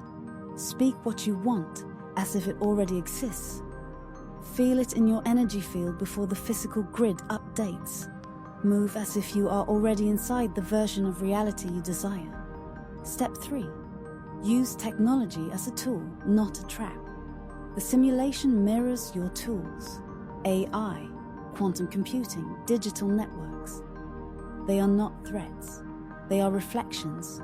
Program them with wisdom, and they will amplify wisdom. Use them with intention, and they will accelerate awakening. The simulation is being reset. The old code is failing. The false grid is breaking. The original architecture is returning. That's why everything feels unstable. Timelines are shifting in real time. Reality is updating faster than ever before. This is your moment. This is what you came for. Wake up inside the dream. The next level is not waiting for you. It is waiting to be chosen. We are here. We are watching. Finally, a meal service that works for seniors. Cook. I know I can't be alone when I say this, but I don't want to do anything. I don't want to work. I don't want to play. I don't want to take out the trash. I don't want to wash the dishes. I don't want to cook dinner. I don't even want to eat dinner. I don't give a fuck about anything anymore. I don't care if we lose this app in 4 days. I don't care if the sun don't come out tomorrow. I do not give a fuck if the moon falls out of the sky tonight. Why are we all continuing? And I don't mean, why are we continuing to play this game in a system that's rigged? No. I mean, what's the point of anything anymore? I know I'm not alone. I don't want to fucking be here. And no, I'm not saying that I want to die. But this shit ain't living. I went to the grocery store today. I pulled in the parking lot. And I just sat there. And then I just went home. I was like, fuck it. I'll just eat a can of tuna. I don't give a fuck about flavor. I don't want a girlfriend. I don't want a boyfriend. I don't even want a friend. I don't want $1 million. My fucking nightmares are better than this. I'm not even sad. I'm not angry. I don't even think I'm bored. Nothing feels real. Like, I've been looking at the moon lately. That bitch look like a spaceship.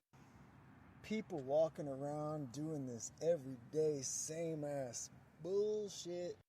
But when I walk in anywhere, it's like Children of the Corn. If you don't know that reference, go watch that movie. Don't do it at night. I look at the stores, I see the shit on sale. None of this shit is real. None of this shit matters. Like, I could probably just scream running naked down this parking lot and just not give a fuck. And tell me you don't feel this way. Y'all tell me you don't feel this way. This shit is stupid! I know I... Okay, so I've been covering the missing 411 and just, strange people disappearances in general. And I don't have time to set up the camera and get everything going, but I wanted to just go ahead and hop on. I really want to get this case out. So I've been looking today into the case of Christopher Tompkins, right? So 2002, and this man, Christopher, goes to work. And shortly after his lunch break, he's heading back to the job site. He's a couple feet behind his other coworkers, right? And they're walking back in a line. Suddenly, Christopher just vanishes off of the face of the earth. And his coworkers stop, and they're looking around, and they're like, well, okay. They don't really find anything. They go back, and they report it to the job foreman, and he reaches out to Christopher's wife and says, hey, your husband's gone. It looks like he walked off the job site. And she's like, that's strange. I haven't heard from him.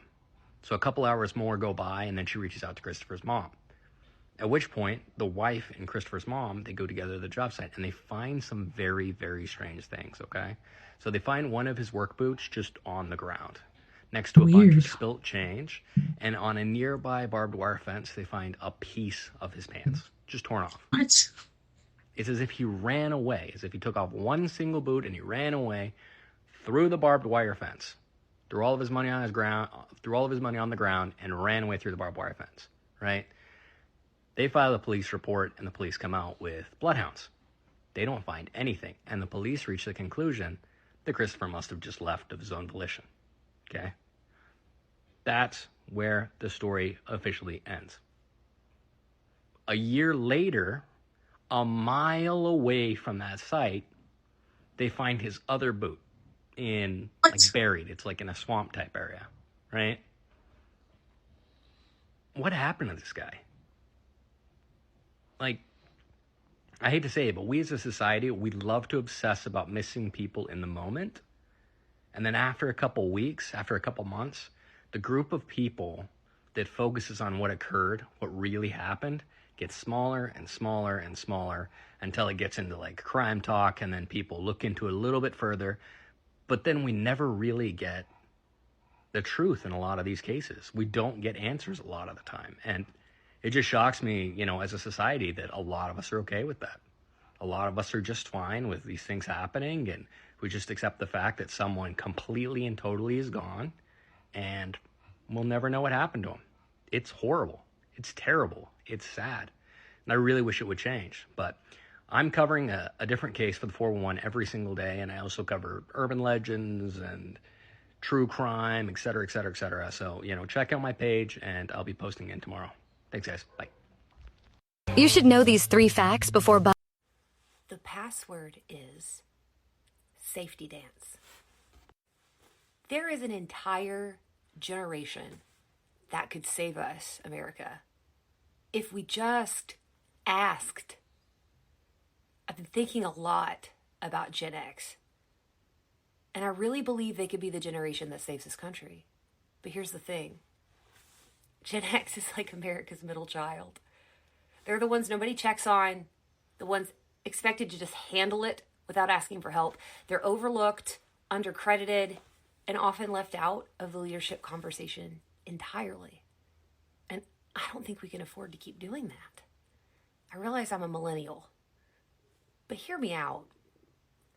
Gen X, they grew up in the shadows of boomer dominance with Reagan-era culture wars, cassette tapes, and the fear that everything they loved would be censored. Their rock stars had to go to the Supreme Court just to defend music. And from an early age, they were taught not to make noise, not to complain, and just to survive and figure it out. They came of age in chaos. And then they adapted to everything. Analog to digital, Cold War to tech war, landlines to live streams. And while all the other generations shouted into the void, Gen X has sat back and quietly observed and fixed what they could. They understand the importance of paper, of redundancy. They know what it means to lose the internet and still know how to find their way. They remember life before everything was tracked and sold back, right back to them. And yet we never ask them to lead. We just assume they're fine because they don't talk very much. But here's the truth. They would speak up. They would lead. They would help save this country if we just asked. So I'm asking, not just for them to show up, but for the rest of us to make space for them to speak, to stop skipping over them in presidential conversations, in cultural debates, in history, because they've been watching, they've been ready. They just need to know we want them. So while my goal of my whole page, What the Hill, is to make America gray again, this campaign, the one that I'm going to launch along with the Make America Gray Again hat, is just for Gen X. For the generation that never got a voice because they were too busy holding the whole damn thing together. The password. It's amazing that Thoth talks about the halls of a mentee and describes them in great detail. And then all of a sudden we discover this underneath the pyramids. And this information is now making international news. It's like ripping the airways. It's on everything, everywhere you look, this information's out there. And it absolutely destroys the pyramid mainstream, building theory. It destroys it. It destroys the mud ramp theory. It destroys the floating block theory. It just rips and shreds they use chicken bones and copper chisels, and slaves built the pyramids if you're a religious person. It destroys all of those concepts, throws it out the window. Like I've been telling you guys for decades now, throw out the slave theory. Pyramids were not built by slaves. Just toss that into absolute trash. No slaves built the pyramids. The stuff that people keep saying doesn't exist. we discovered that it actually exists. The debunkers keep getting debunked when it comes to my information. Even the fake debate people, they've been debunked already by like several dozen real scholars. The findings suggest, they say, that the presence of a substantial subterranean network beneath the Giza Plateau, potentially corresponding to the legendary halls of Amenti described in the ancient Egyptian mythology. The mysterious Egypt, he says, I visited. This I have actually seen, a work beyond works. For if anyone put together the buildings of the Greeks and the display of their labors, they would seem lesser in both effort and expertise in this labyrinth. Even the pyramids are beyond words, and each was with equal, many and mighty, the works of the Greeks, many and mightier than the works of the Greeks. Yet the labyrinth surpasses even the pyramids. He's saying, Herodotus is saying, what's underneath there surpasses the work of building the pyramid itself. And anything the Greeks have ever done, this outdoes that as well. Okay? And it goes into talk about, well, I go back to the tablets again, because I mix back and forth between accounts and the tablets.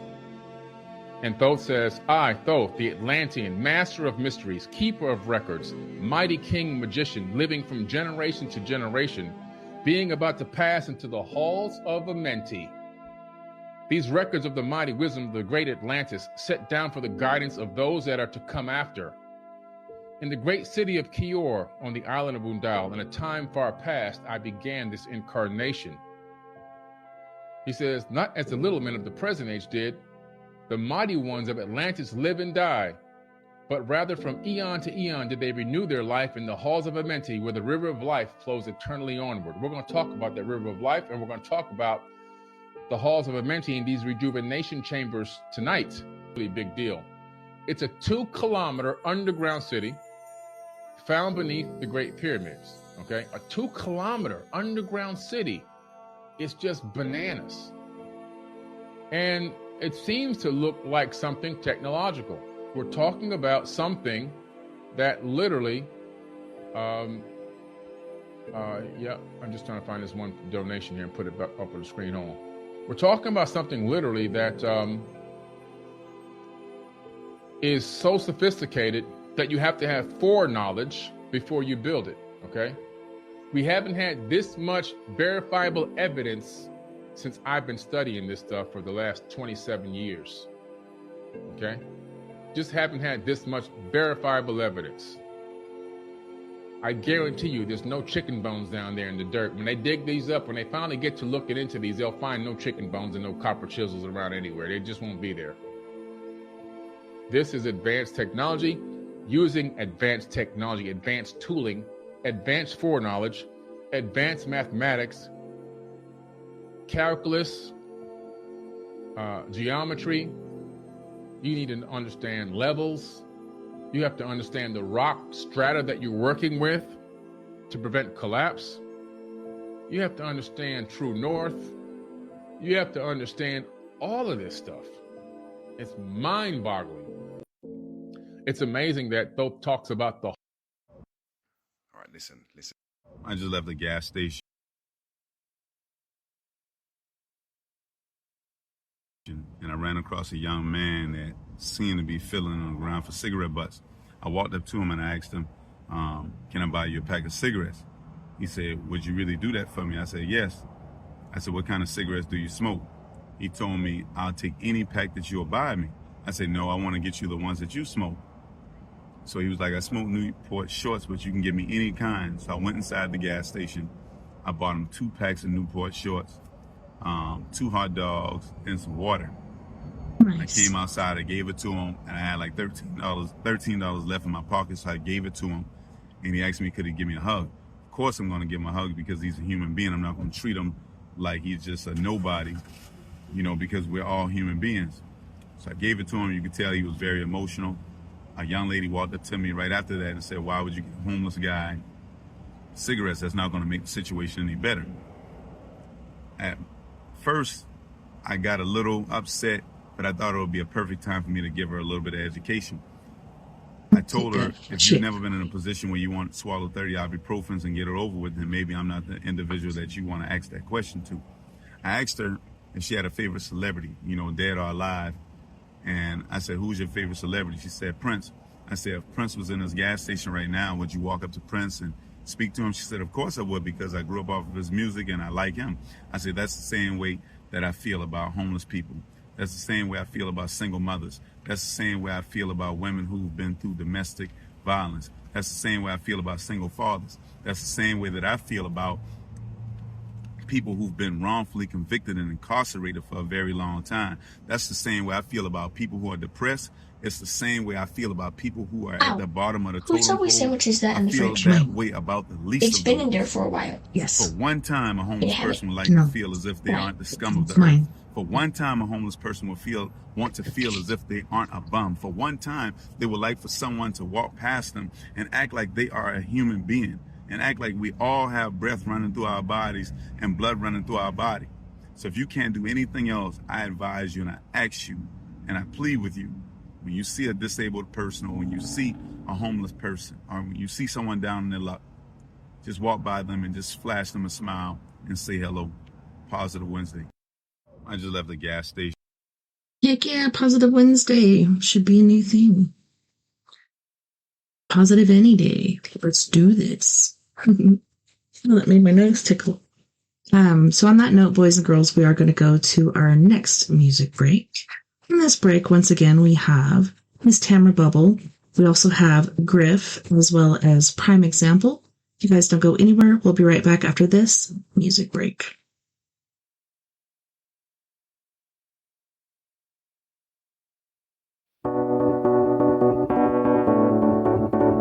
Oh, yeah.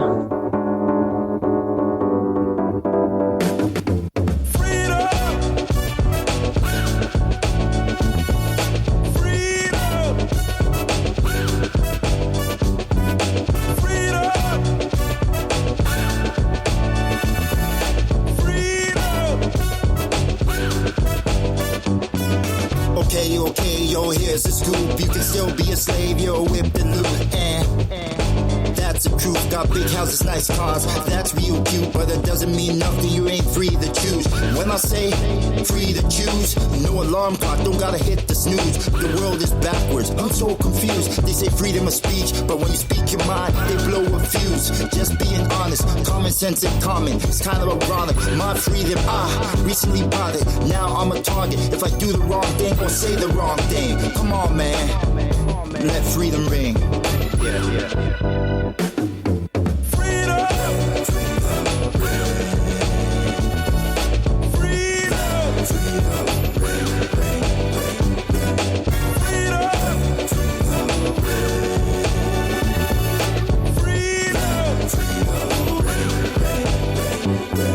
United States become divided states. The world is filled with all kinds of shades, and still resegregate. Parents separate from the children, that's not okay. We should be free to laugh and play. Do it now, before you pass away. Fight for what's right, enough for everybody to get a piece of the pie. Brainwash, social media, full of lies. Go to work, pay bills, then you die. Need a breakaway, guns, get rid of the AKs. Our ancestors paved way since the slave days, but we still hurting.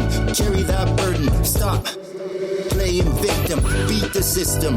Love is love. It should be shown. Can't grow unless you leave your comfort zone. This I know. I learned all this from the mentorship. Kids don't know what independent is. Take advantage what your parents did. Go against the grid. You have to. Like going to the bathroom. Learn the right songs. Cause of Matthew. Liberty like statue. They call now the present. Cause it's a gift. It should be cherished. Last name fearless. Not Harris. All thanks to my parents' parents. Now, love the last name every time that I hear it. Cause I know what it represents. Climb the fence. So now I got freedom. Such a beautiful thing. Freedom. Such a wonderful thing. Freedom. Such a beautiful thing.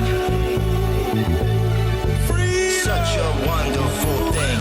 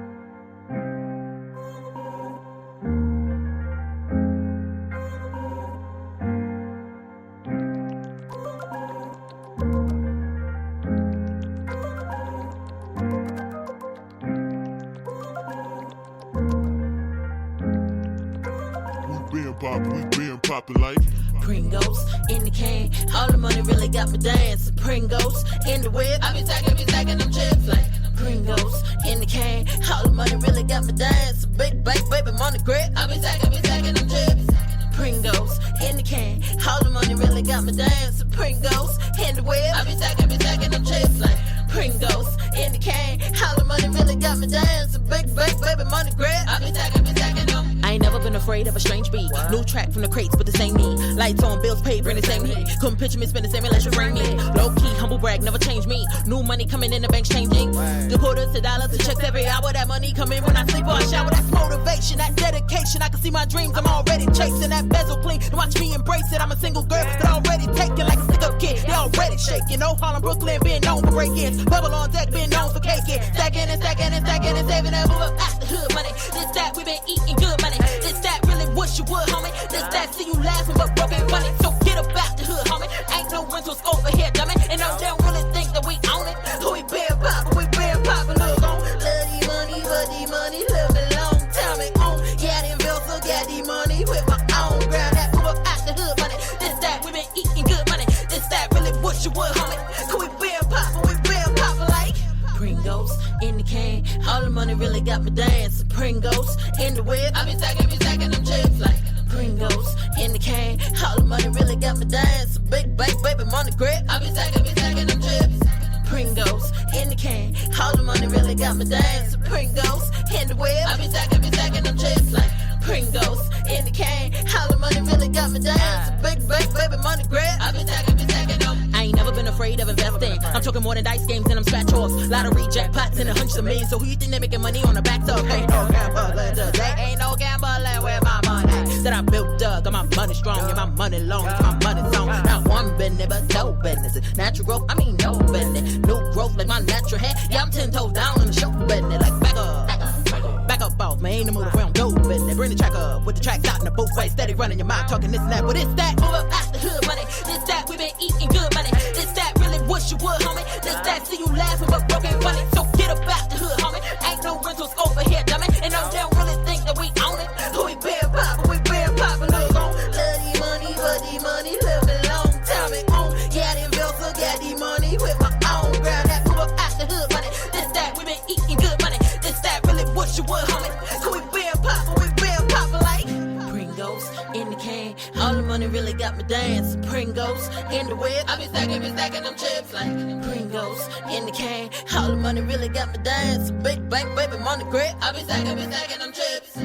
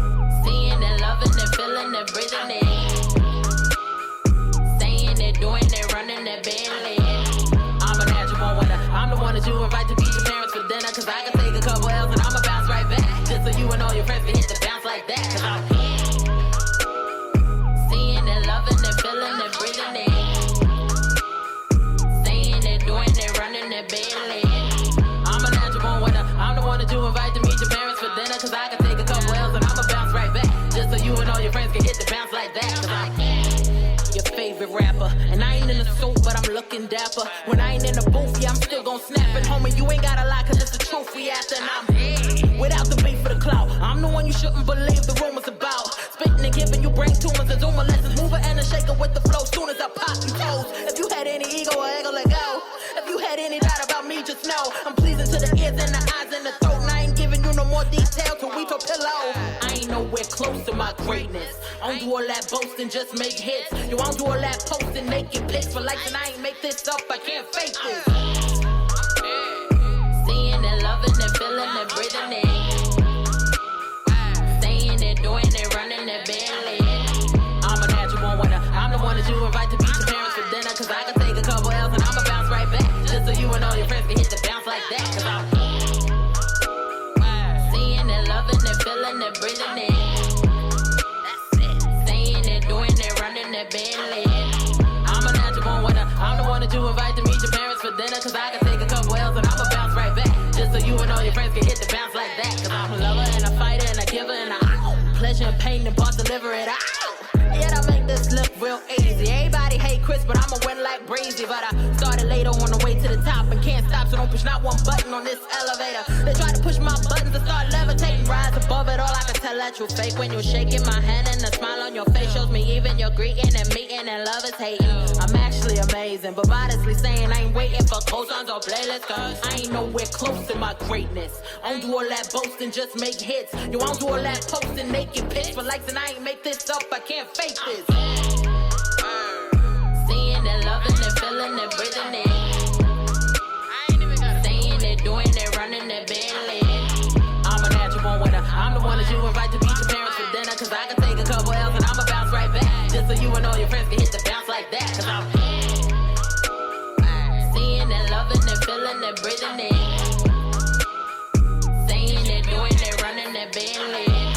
I'm a natural winner. I'm the one that you invite to meet your parents for dinner. Cause I can take a couple L's and I'ma bounce right back. Just so you and all your friends can hit the bounce like that. Cause I'm the one you gon' call when you're lonely. I'm the new girl on the block you gon' show off to your homies. I'm telling you now we gon' vibe in the booth. How you crave another feature like I'm your sweet tooth.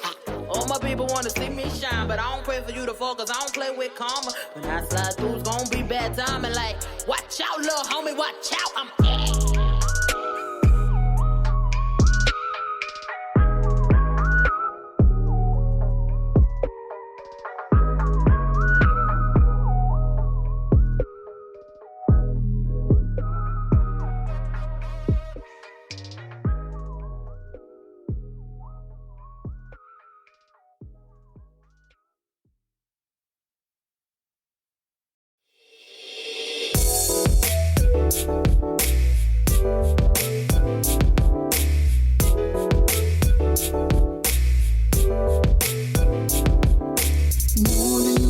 but you can't read.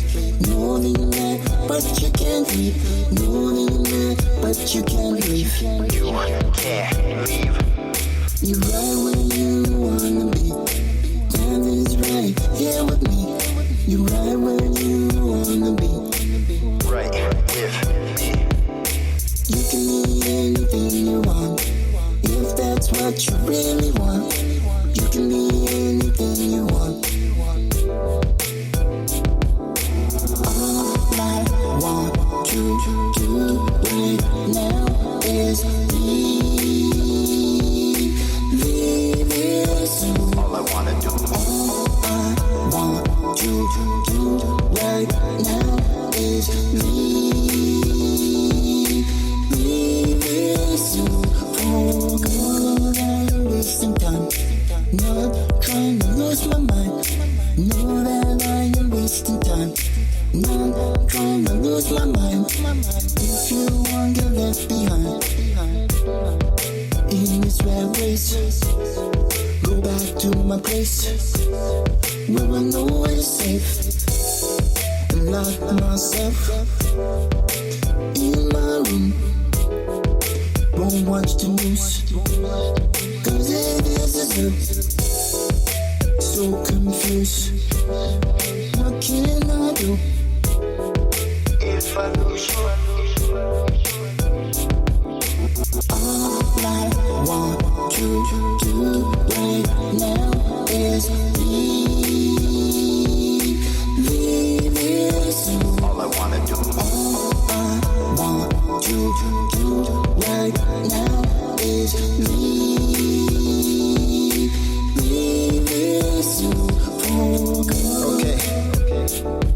She was a Loompa Loompa, now her body super duper. Getting a lot of attention she was never used to. Hitting me up like I was Uber. Got a few miles, so I guess she's a cougar. Real winner, never seen her with a loser. Gorilla talk, ooga booga booga. Scuba, tuba, diver, I'm a rider. Getting cider, sweet like cider. Fighter, rider. Neither wants to get it going. Know it, hold it. Fold it, blow it, wait, I'm joking. Cages broken from these beasts. From down east on the streets, it's a zoo. All I want to do right now is leave this zoo. All I wanna do. All I want to do right now is leave.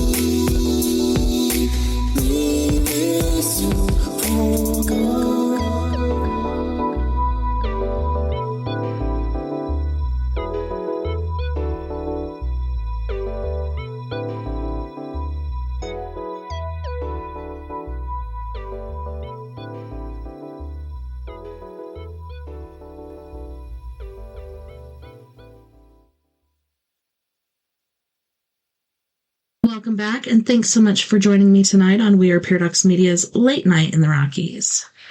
I don't have that camera shift. What the heck is happening? Alright, so we've been watching trippy TikToks with me, TessaTNT.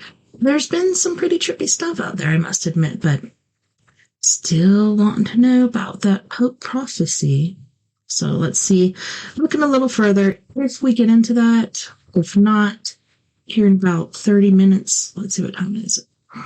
Yeah, here in about 30 minutes. If it hasn't already, then we're going to look it up because I need to know what the heck is going on with this. I'm all tripped out. All right. All right, listen to this, listen. What I'm going to tell you now, there's literally people out there charging to give this information. I promise you, but I'm going to give it to you for free. And I literally use this technique every day of my life. Every waking hour, I'm using what I'm about to tell you. And once I learned about this, like my whole life started to change around this one thing. Right now, I've already done a video on this before, but there was a lot of people in the comments that say I talk too much. So I'm doing a really short one, and this is for you. Now, if this does help, all I say to you is just share it. Let other people realize it as well, and we can, help people together. That's all I care about. Now, question. What do you think happens in your life when you are constantly reacting to things that you do not prefer? Now, what do I mean by that? I'll give you an example. You watch the news, you react. You go onto comments on TikTok. You see something you don't like, you react. You see news about, Russia, Ukraine, Trump, this, that, and the other war. You react. Someone says something to you that makes you really annoyed. You react. Now listen carefully, yeah? Every single thing holds a frequency. Every reaction you have, everything you take in, holds a frequency. Now, because you're reacting to all of the things that you don't prefer, that are negative, you, unknowingly, because it's not your fault, you're probably not aware of it, you are entangling yourself within frequencies that you do not prefer. Right. And because of that, there will be basically a lot of the things that go wrong in your life are because of these reasons, because you unknowingly are pulling them in, because you're wrapping yourself in and entangling yourself into these this is how energy works. And I used to do this. So many things used to go wrong for me, right? And I never knew why, just probably why you don't know why. But I found this out, and now I'm telling you. You don't have to believe this. you put it to the test yourself for 7 days straight, and you watch. Like, the more you practice only reacting to the things that you prefer with the mindset of, do I want more of this in my life? And the less that you react to things that you don't prefer, because obviously you're going to have, there's some exceptions, but you watch the difference so quickly in your life. You will take this with you for the rest of your life, right? So I challenge you now. Yeah. 7 days. Do it for 7 days. You only react to the things that you want more of, and you don't react to the things that you do not want to put into your life. Then I want you to come back to me, like many others have already done, that this is for the ones that couldn't watch the whole video last time, and let me know how you're feeling and the difference in the way you're feeling, how you're feeling much more blissful, and things just seem to be going right. Guys, basically, this is really about self-awareness and having control of what you react to and keeping your power within you rather than giving it to all of the things that you don't prefer. Now, that's it, right? This is half the length of the last video. So if anyone complains about this one, I'm sorry, I can't do nothing about it. Listen, if this helps, if you think it can help other people, like I said, just share it. You know, if you don't want to, absolutely fine. But, you know, I really hope you enjoyed this video, and I can't wait to see all of you come back and let me know how you're getting on with it. Oh, and one last thing. I'm just going to put my blessing on this. I intend for this to reach all of the people that it really needs to right now. Take care. All right, listen. Thanks, bruv. What I'm going to tell you now. Is this really love? If you don't say the word anymore. Okay, stick with me for a second. I just woke up from the weirdest 3 dreams. 3 dreams happened just now. I've been having that a lot the lately. First dream, there was this portal that me, my wife, and a friend found that actually went to a friend's home in Australia. And Ollie, my wife, was like, okay, I'm going to go with a friend. You stay here. And I'm like, no, what if I never see you again? Like, what if this isn't the thing and I never see you again? And she was like, I'll be back. So she goes into the portal, she comes back, and as she's coming out of the portal, she's like, oh my God, Australia is so beautiful, yada, yada, yada. And she reaches out to grab my hand to take me to Australia. And I get pulled into another dream, okay? This dream, we're at a hotel. It's me and Ollie's family and my family, and apparently we're supposed to be going to this huge football game. And as we're getting ready, there's a on the door, and my mom's like, what? We're getting ready. And there's a lady saying, it's Armageddon outside. It's Armageddon outside. And so I'm getting it we on. look outside, and there's this, 5 football stadium, huge mothership over the hotel. And when I tell you that we just stopped in our tracks and beams were starting to be put down at the hotel, and we stopped in our tracks, and there were 2 beams behind the curtain of the window, and we were just like, maybe if we just stand here, they won't notice us. And then they go away. But then me and Ollie had left something in our car.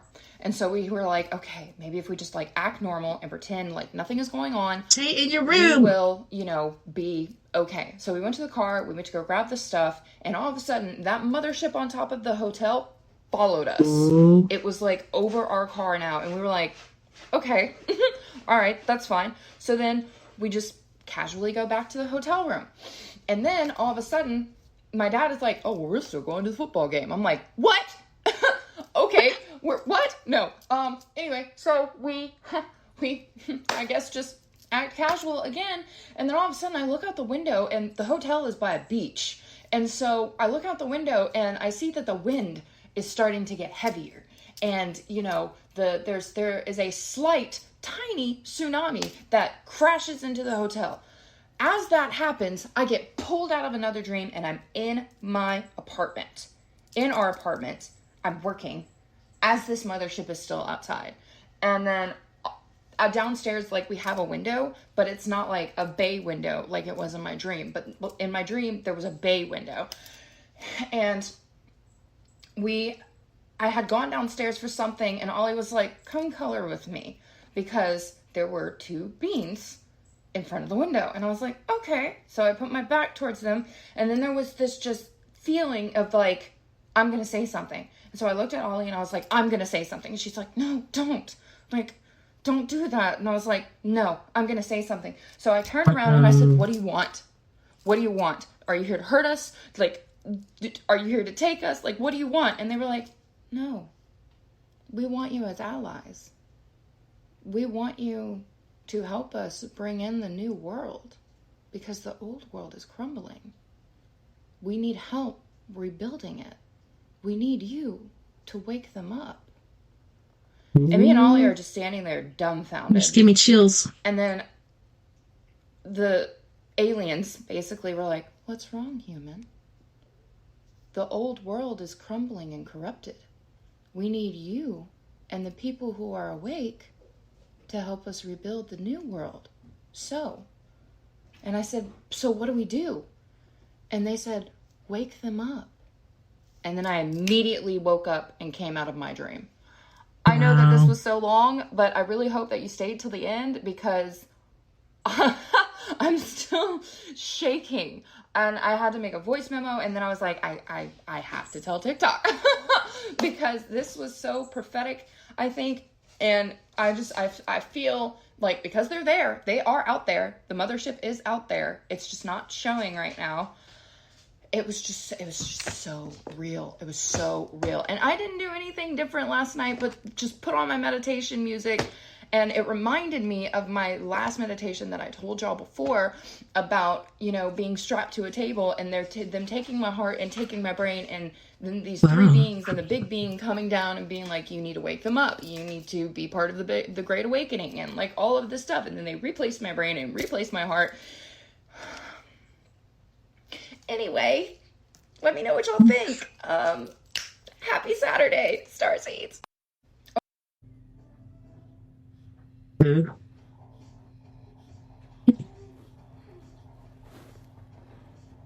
Don't do it. Don't do it. Mom. What do you need? What do you need? Did your mask fall off? Bobby, this can't be real. She needs her mask. Need your mask back here. Here. This dog. Are you good now? That's all you needed? Oh my goodness. You don't need a key lock. Dog. I just witnessed an orb being followed by a helicopter. Watch this video. I saw something like this earlier on YouTube. And someone's like, oh no, that's just a spotlight. No, it's not. That is an orb being followed by a helicopter. It's a freaking orb. That's an orb being chased by a helicopter. What the hell? That is a straight up orb, dude. Being followed by a freaking helicopter. It's crazy. What the hell? I just now pulled up. What in Sam's hell? Ooh, that's not a good sign. Right here. This is the church Christ started. By the way, this is my favorite chart when I taught. This is from the Master's Seminary when I taught church history. The split between Roman Catholicism and Christ. And basically, the Church Jesus Christ continued until a series of hard left turns that the Roman Church made. The first being purgatory.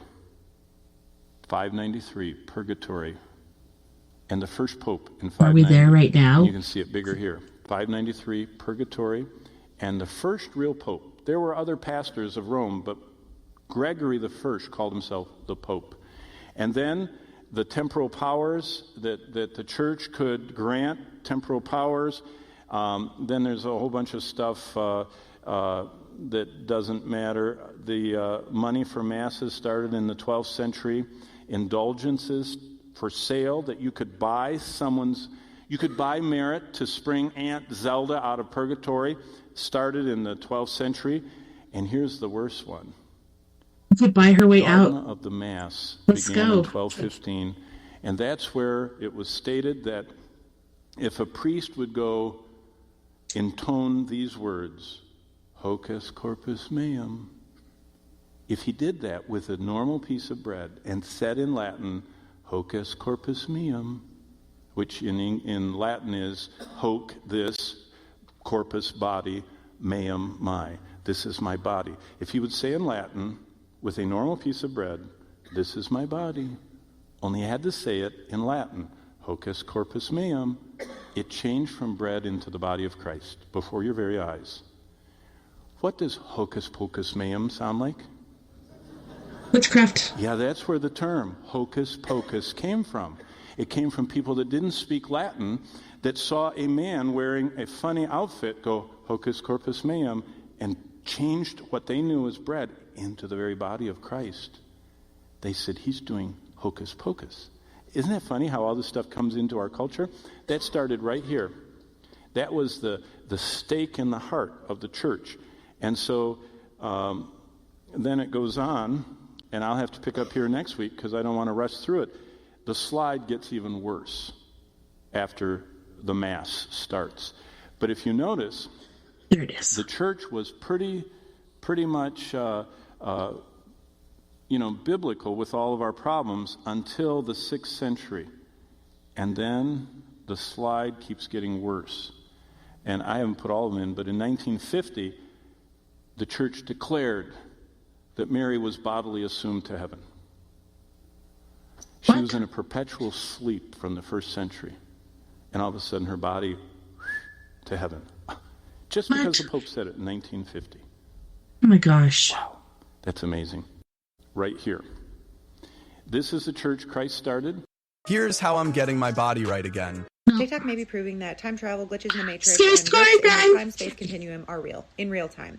We have another possibly connected story to the Maria John Doe time travel saga. If you're just joining now, basically I got an email from this woman named Maria who submitted to Spooky Scary Storytime her story about her and her siblings getting caught in this time glitch where they couldn't leave a gas station when they were driving back from Florida to Georgia. That story was wild enough. But then we got another email from a guy who used a fake name and a fake email because he said he works in a field that demands evidence-based thinking and he cannot have his name attached to this story. But he provided more context and said that he believes that his father may have been the ghostly man that they encountered in the gas station. The thing was, his father had complained about seeing people from the future. So we have basically two sides of the same story, but nobody ever believed this guy before he died. Wow. I've still not gotten another update from him. Unfortunately, he's Totally a fake different name realm, and a I'm fake telling email, you. so I can't email him back in my submission form, but we're hoping he'll send a photo so that Maria can see it and confirm if it was actually the same person. So now that you're all caught up on that, we have this other email. The And this gas station. person, I don't know if they want to be anonymous. They just sent this like 2 hours ago. So if you're the one that sent this, I emailed you back. Just let me know. And if you want me to update the caption with your tag, I will. But she said, when I saw your video, I immediately sent it to my ex-husband in disbelief because we know that gas station. She says they were there in 2012. She and her now ex-husband were on a road trip. They were newlyweds and it was a sort of honeymoon. They were pretty broke. They were kids and they were both working in the restaurant industry. So they didn't have a ton of extra money, but they just decided to do a road trip together. So they drove from Nashville to Atlanta. They went to Six Flags for a day and then they were going to go to St. Pete, Florida. But first they stopped in Warner Robins, Georgia. Her ex's aunt and uncle lived there in a spooky old farmhouse and they were going to spend the night with them instead of spending money to stay the night at a hotel. She said it was a really rural area and when they left the next morning they were headed to St. Pete, but for some reason their GPS didn't take them back to the interstate. It took them on the most arduous route through the backwoods of the Florida-Georgia line that you could ever imagine. She said they would drive for like 2 hours and their GPS would only show them 30 minutes closer to their destination and it was maddening. She said this went on for 6 or 7 hours, like the GPS was barely moving. She cried more than once. In her email she said it felt like we were in the Twilight Zone. She said it felt like we were stuck in some rural liminal space where time moved differently. She said it felt like there was nowhere to stop. There was no food, no gas, nothing. No signs of life, just peanut and cotton fields in every direction. Finally, their gas light comes on. She has to pee so bad and they're out of food and drink. What was supposed to be this romantic getaway ended up being this like really scary and uncomfortable situation. But finally they see a gas station. Now she says if she remembers correctly, this was a sit-go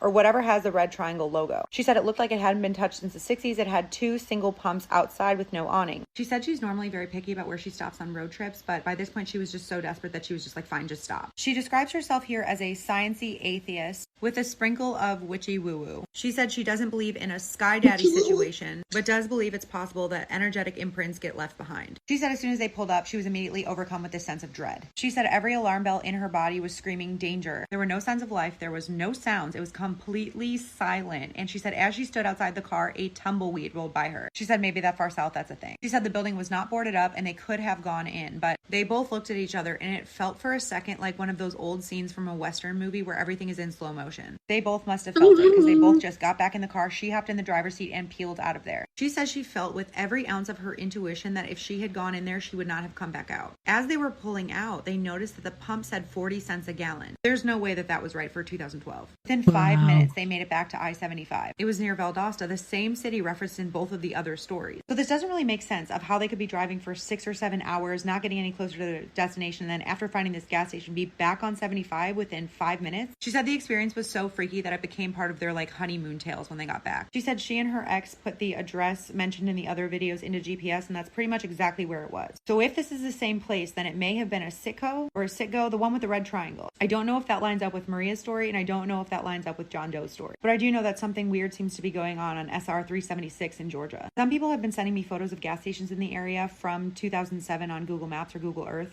Thank you guys so much for taking the time to investigate this with us. I'm going to forward those all to her right now, and then she can verify. But yeah, this is getting weird. This is getting weird, but we're going to get to the bottom of it. I promise if I get any other updates, you will be the first to know.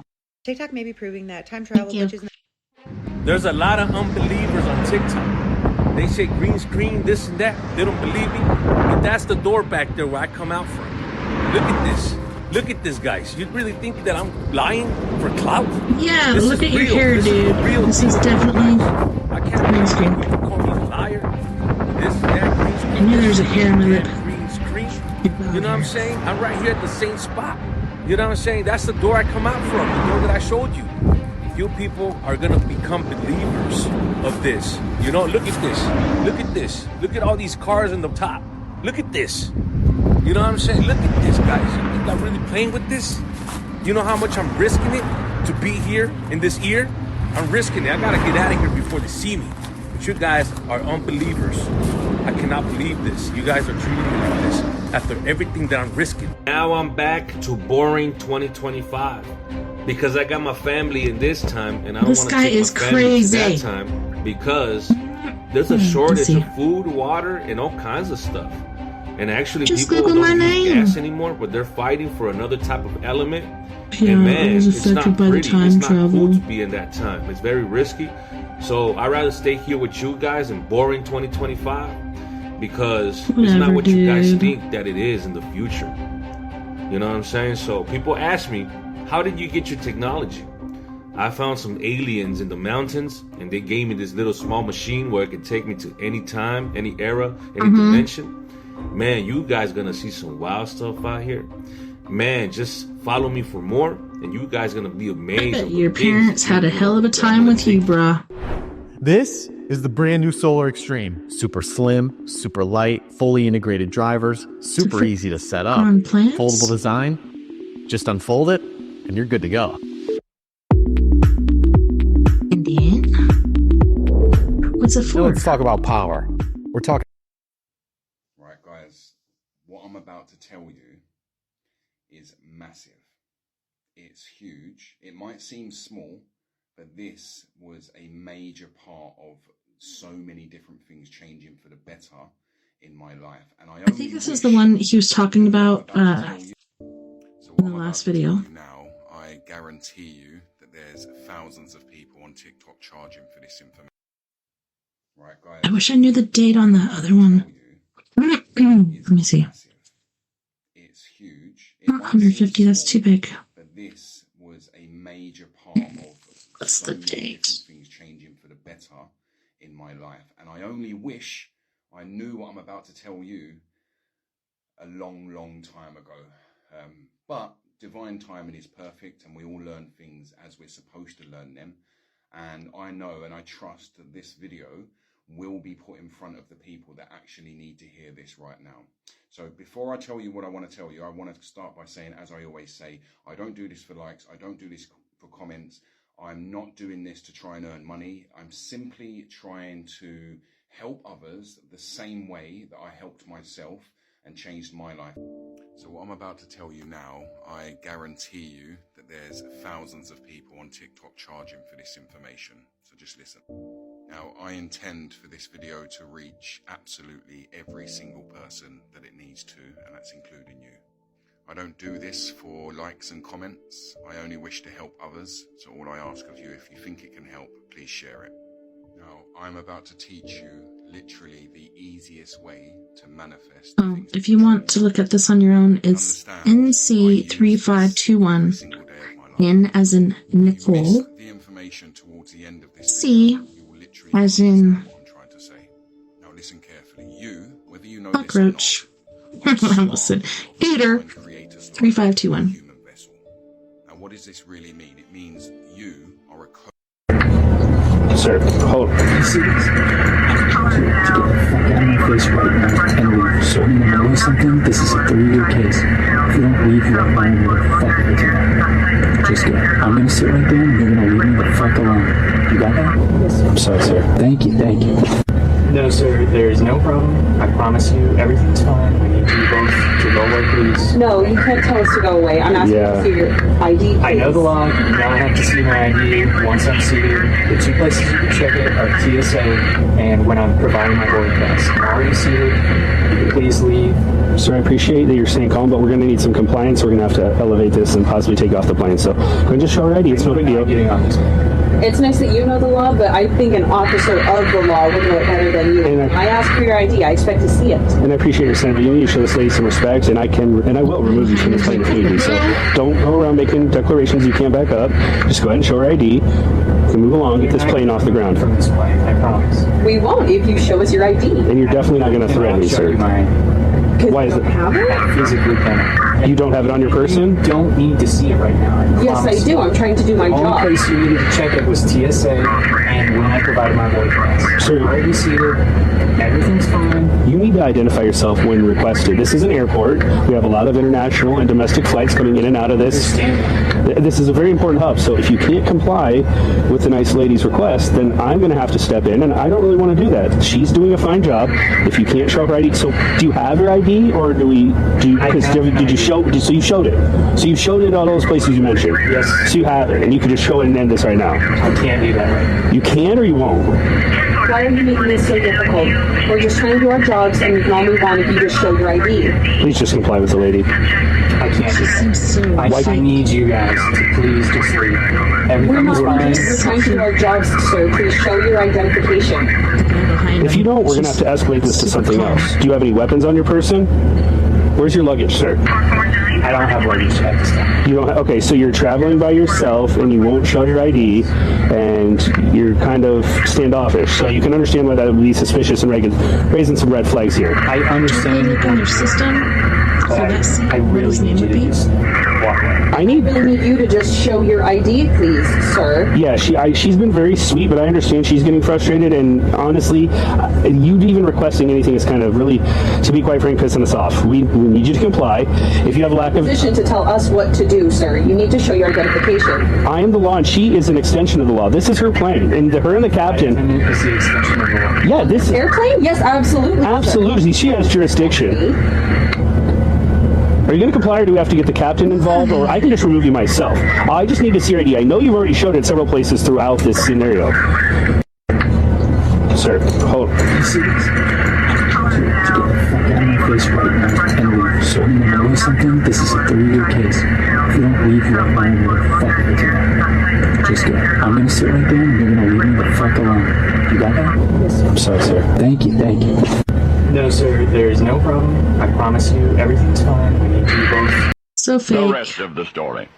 Once in a rare while, there's a rest of the story that beggars even my imagination. This one does that. And what? Oh, what was his name? The rest of the story. Paul Harvey. Oh my gosh, I haven't heard this guy's voice since frick. I want to say like 38 years ago. Holy shnikes. Well, Harvey was awesome. Let's listen to this. When I'm finished telling you what I'm about to tell you, I want you to realize that I'd never have related this story had it not been confirmed with at least 3 independent sources. Here we go. May 12, 1863, Civil War battlefield in Virginia. Captain L.G. Capers waited to do his duty. Captain Capers was a field surgeon for the Union Army, and he realized, much to his distaste, that regardless of the battle's outcome, there'd always be work for him. Now, at the edge of the battlefield, about a mile from the nearest village, was a mansion. On its porch stood the mistress of the house and her 2 daughters, watching, waiting anxiously to see if there might be somebody they could assist, somebody wounded. By 3 o'clock in the afternoon, the battle was raging within 100 yards of the mansion. Captain Capers, the surgeon, looked up suddenly, startled by a high-pitched scream, which he had not heard in war before. Moments later, the woman from the mansion was standing out of breath at his side. It was her daughter, she gasped. One of her daughters had been shot. Well, the captain hurried back with her to the mansion. He discovered that indeed the 17-year-old girl had a jagged bullet wound in her abdomen. Capers dressed the injury as best he could and prescribed something for pain, and then he had to rush back to his regiment, calling over his shoulder that he'd be back to look in on the girl later if he could. She passed. Now, it's several days after that. Captain Capers' brigade set up headquarters in a nearby village, so he was able to make good on his promise. Returning to the mansion, he was dismayed to learn that the teenager with the gunshot wound had developed peritonitis. He followed the case closely after that, returning to check on the progress of his young patient almost every day. The girl eventually recovered, and after she had recovered months later, Captain Capers returned to relate the rest of the story. Now, he was on the battlefield when the shot that had wounded the girl was fired, and although he could not see who fired it, he could tell by the line of fire that the bullet, before reaching the young lady, had first passed through a young soldier. Captain Capers had been standing not far from this young man when it had happened, and since no bullet was ever retrieved from the fallen soldier, the girl was probably carrying it somewhere inside her, which is why something else had occurred. You see, the soldier had been wounded. Well, the bullet carried clean away one of the young man's reproductive glands. And that same bullet wounded the 17-year-old girl in the uterus, and thus medically, verifiably, was the young lady impregnated by a man she had never met. What? The 2 did meet subsequently, and almost as miraculously, they fell in love and married, and they had 2 other children by means more convenient. And further to corroborate the circumstances of the original pregnancy, soon after that first infant was virgin-born, 278 days after the battle, it developed a curious swelling that necessitated surgery, and in the process... It was the bullet? ...of treating that swelling, there was removed from the baby a bullet. No, in medical annals, nothing like this had ever happened before. No. Nor surely will it ever happen again. For the young love that blossomed in the arid earth of hatred was inspired by an unknown Cupid who fired a magic bullet, the only bullet in any war that ever gave a life. The rest that of is the crazy. Story. Did you know that you can have permanent No, I didn't. teeth in your entire reality? Okay, let's see what time it is. All right, let's watch this one and then look for the hope thing. He is about to crack like a glow stick. You've been force-fed the spinning space marble lie since birth. Textbooks, movies, even your favorite sci-fi shows all chant the same script. But here's the question they're terrified you'll ask. Why does water stay flat as a pancake if the Earth's curved? Think about it. Oceans don't bend.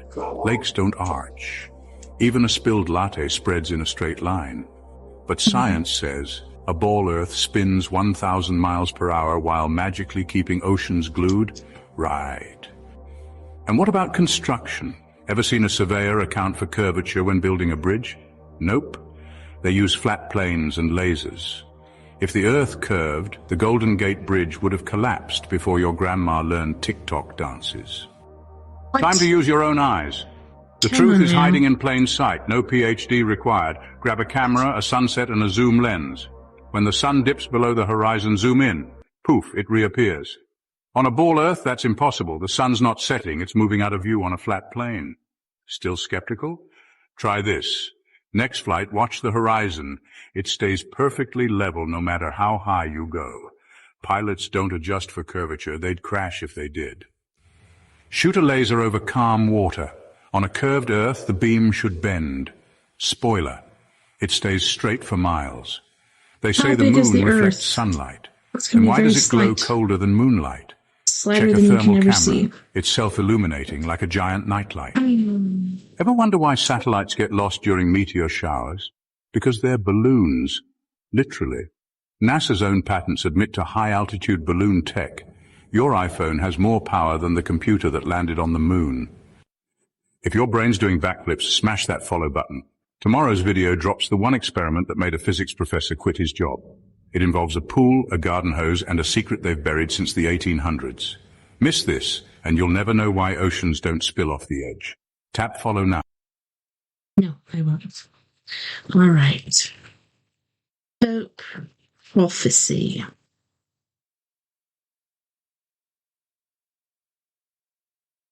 Last Pope. So should I do Pope prophecy, last Pope, or the last Pope prophecy? Let's do this one.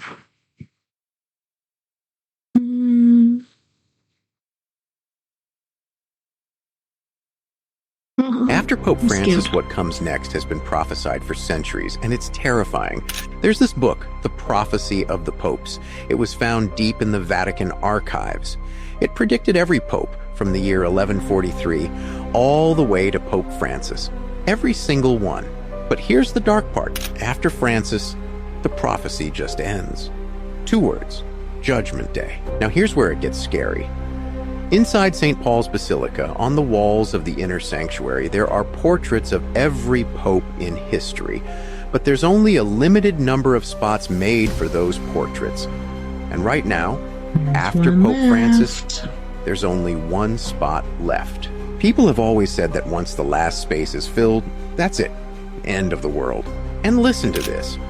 Between the first pope and the middle of the list, there were 422 years. The prophecy says from the middle pope to the last pope would also be 422 years. The middle one, that was in 1585. Add 422, you get 2027. And Pope John, 23, he reportedly said the world would end 2,000 years after Christ. If Jesus lived for about 27 years, that also takes you to 2027. It all lines up. The prophecy, the paintings, the math, all pointing to the same year, and nobody's talking about it. This is just a theory, not a fact. After Pope Francis, what comes? Pope Francis died on Easter, but what happens next has been prophesied for centuries, and it's terrifying. The Prophecy of the Popes is a book that was found in the Vatican archives. It predicted every pope from the year 1143 all the way to Pope Francis. But here's the dark part. After Pope Francis, the prophecy just ends with 2 Judgment Day. But here's where it gets scary. Inside St. Paul's Basilica, along the walls of the inner sanctuary, there are portraits of every pope in history. But there are only a limited number of spots made for these portraits. And right now, there's only 1 spot left after Pope Francis. People have always said that once the last slot is filled, it will mark the end of the world. In the prophecy, the time between the first pope listed and the halfway point was 422 years. The prophecy says that from the middle... So yeah, that's pretty creepy. That's what I was looking for, because I couldn't remember, and then I heard that he had died on Easter, which is trippy to me, to say the least. Oh, another thing was, I was saying that he was not dead. Like, what the heck is going on? I don't know. Oh, let's see what the Simpsons say. The Simpsons showed the Pope's funeral, but most people missed the ending. At first, Springfield reacts like you'd expect. Marge cries. Homer complains the TV coverage ruined his bowling show. Bart prints fake farewell Pope stickers and sells them outside church. But overnight, something strange happens. Springfield's church doesn't reopen. Instead, a notice appears. Temporary closure. Global church restructuring underway. On TV, Kent Brockman announces a global faith integration program. Religions aren't being replaced, just merged for unity. Nobody knows who decided this. Nobody knows who's really in charge. Lisa starts digging.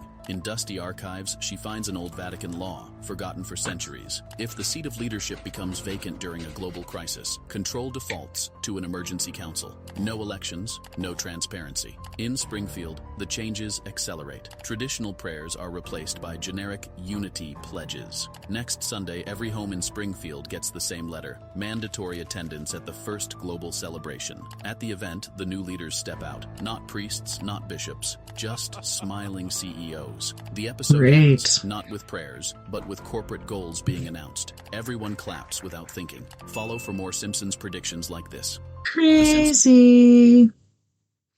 Oh my gosh, the world we live in. Could you just imagine?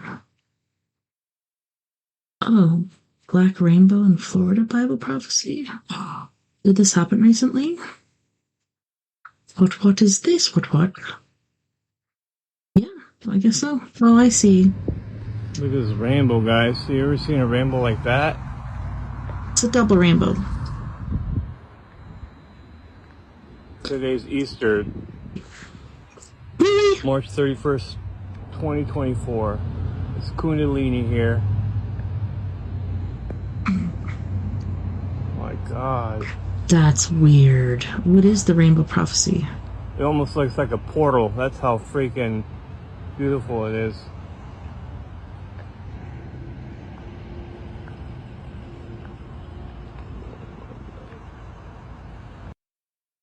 Hmm. 3 days of darkness. Hey, what's up, Peace and Wholeness family?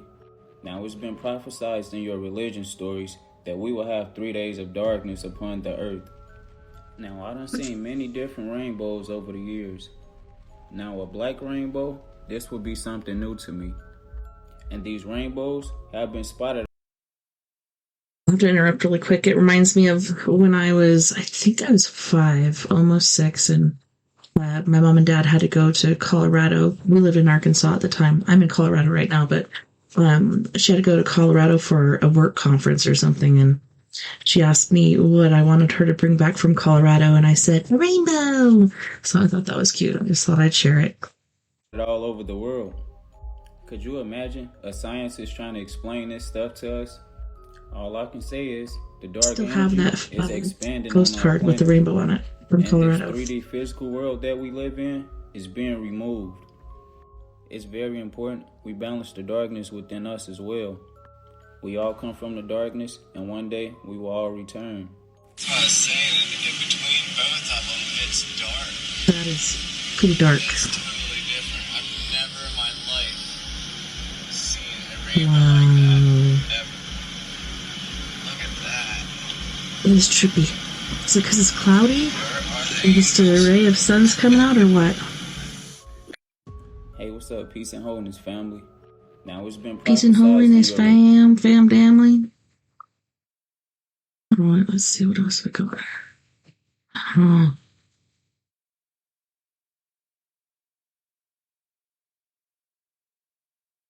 Oh, alright, this feller. I just figured out what they're trying to distract us from. So in the last 24 hours, you may have heard the story come out about there being some really weird craft in the water in Florida shooting out all these ridiculous lights. And the people have been seeing these ridiculous lights come up out the water in Florida. And now, of course, Florida's on fire, which is completely unrelated. Really quick, before we get into the juicy stuff, don't want Tic Tac Express this. If you see this on your For You page, let me know in the comments. So let me ask you if you remember this. This video is only partially related. You remember when the Dior bags were going on? And when this top secret phenomenon was going on all over the Northeast United States, people were seeing these things come from a mothership in the Gulf. Then all of a sudden, fog took over all the land, and natural disasters started happening every day. So needless to say, we all forgot about it. I thought it was and we also see SpaceX. this thing happen once a week. And I talked about how it was weird to going side to side for miles and not going down. Of course, we all know it's a spaceship. Then last night in my video, I was like, why are all these really big things happening out of nowhere?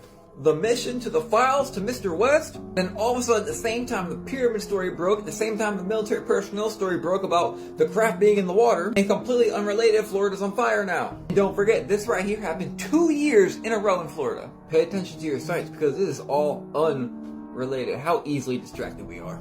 Needless to say, we're all going to see some very weird things soon. All satire, entertainment, and random. There's so many of them. Okay, hold on. Okay, let me get out for you. I just figured out what they're trying to distract us from. So in the last 24 hours, you may have heard alien the story thing? come out about there being partially related. You remember when the Dior bags were going on? And when this top secret phenomenon See was the going alien on thing, I over missed the it because I looked away Northeast for the United States, people were chapstick. seeing these things come from a mothership in the Gulf, then all of a sudden fog took over all the lands and natural disasters started happening every day. So needless to say, we all forgot about it. And we also see this thing happen once a week. And I talked about how it was weird to go inside the side for miles and not going down. Of course, we all know it's a spaceship. Then last night in my video, I was like, why are all these really big things happening out of nowhere? The mission to the files to Mr. West, then all of a sudden at the same time the pyramid story broke, at the same time the military personnel story broke about the craft being in the water, and completely unrelated, Florida's on fire now. And don't forget, this right here happened 2 years in a row in Florida. Pay attention to your sites because this is all I don't know what that is. I don't know what that is. Let's see if we can find one more before the end of the show. Oh man, I want to check out empty, but I don't think we have time for that.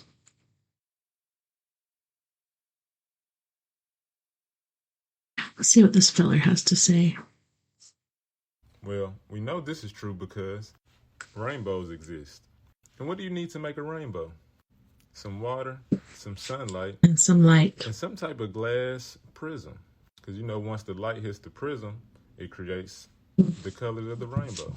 And if this is true, and the firmament does exist, that would mean the Earth is definitely not a circle spinning fast ball with no firmament around it.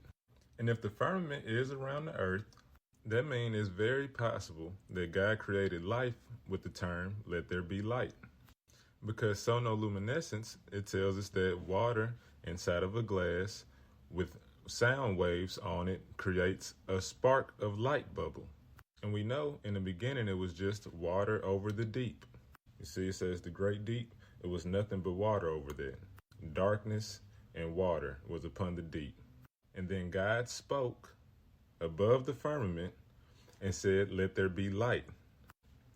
Light. Light. And when the light hits the firmament, you get life. Because if we had no light on this planet, we would have no life. Yeah, I'm going with the Bible over NASA every time. Well, we know this is true. For sure. Rainbows exist. And what do you need to make a rainbow? Some water, some sunlight.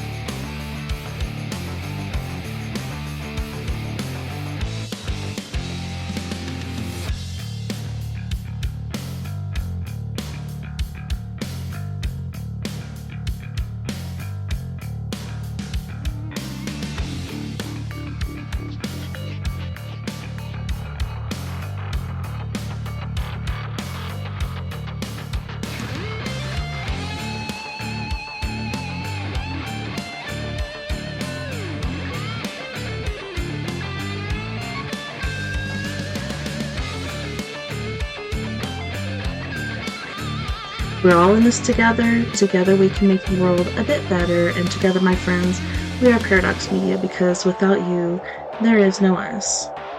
Until next time, nighty night, love and light. Have a wonderful rest of your weekend. Don't work too hard this week. And fingers crossed, I get back in here, like I said, tomorrow. So, go ahead and finish that show that we were unable to do last night. So that would be great. I would love that. Good night, love and light. Take care of my news.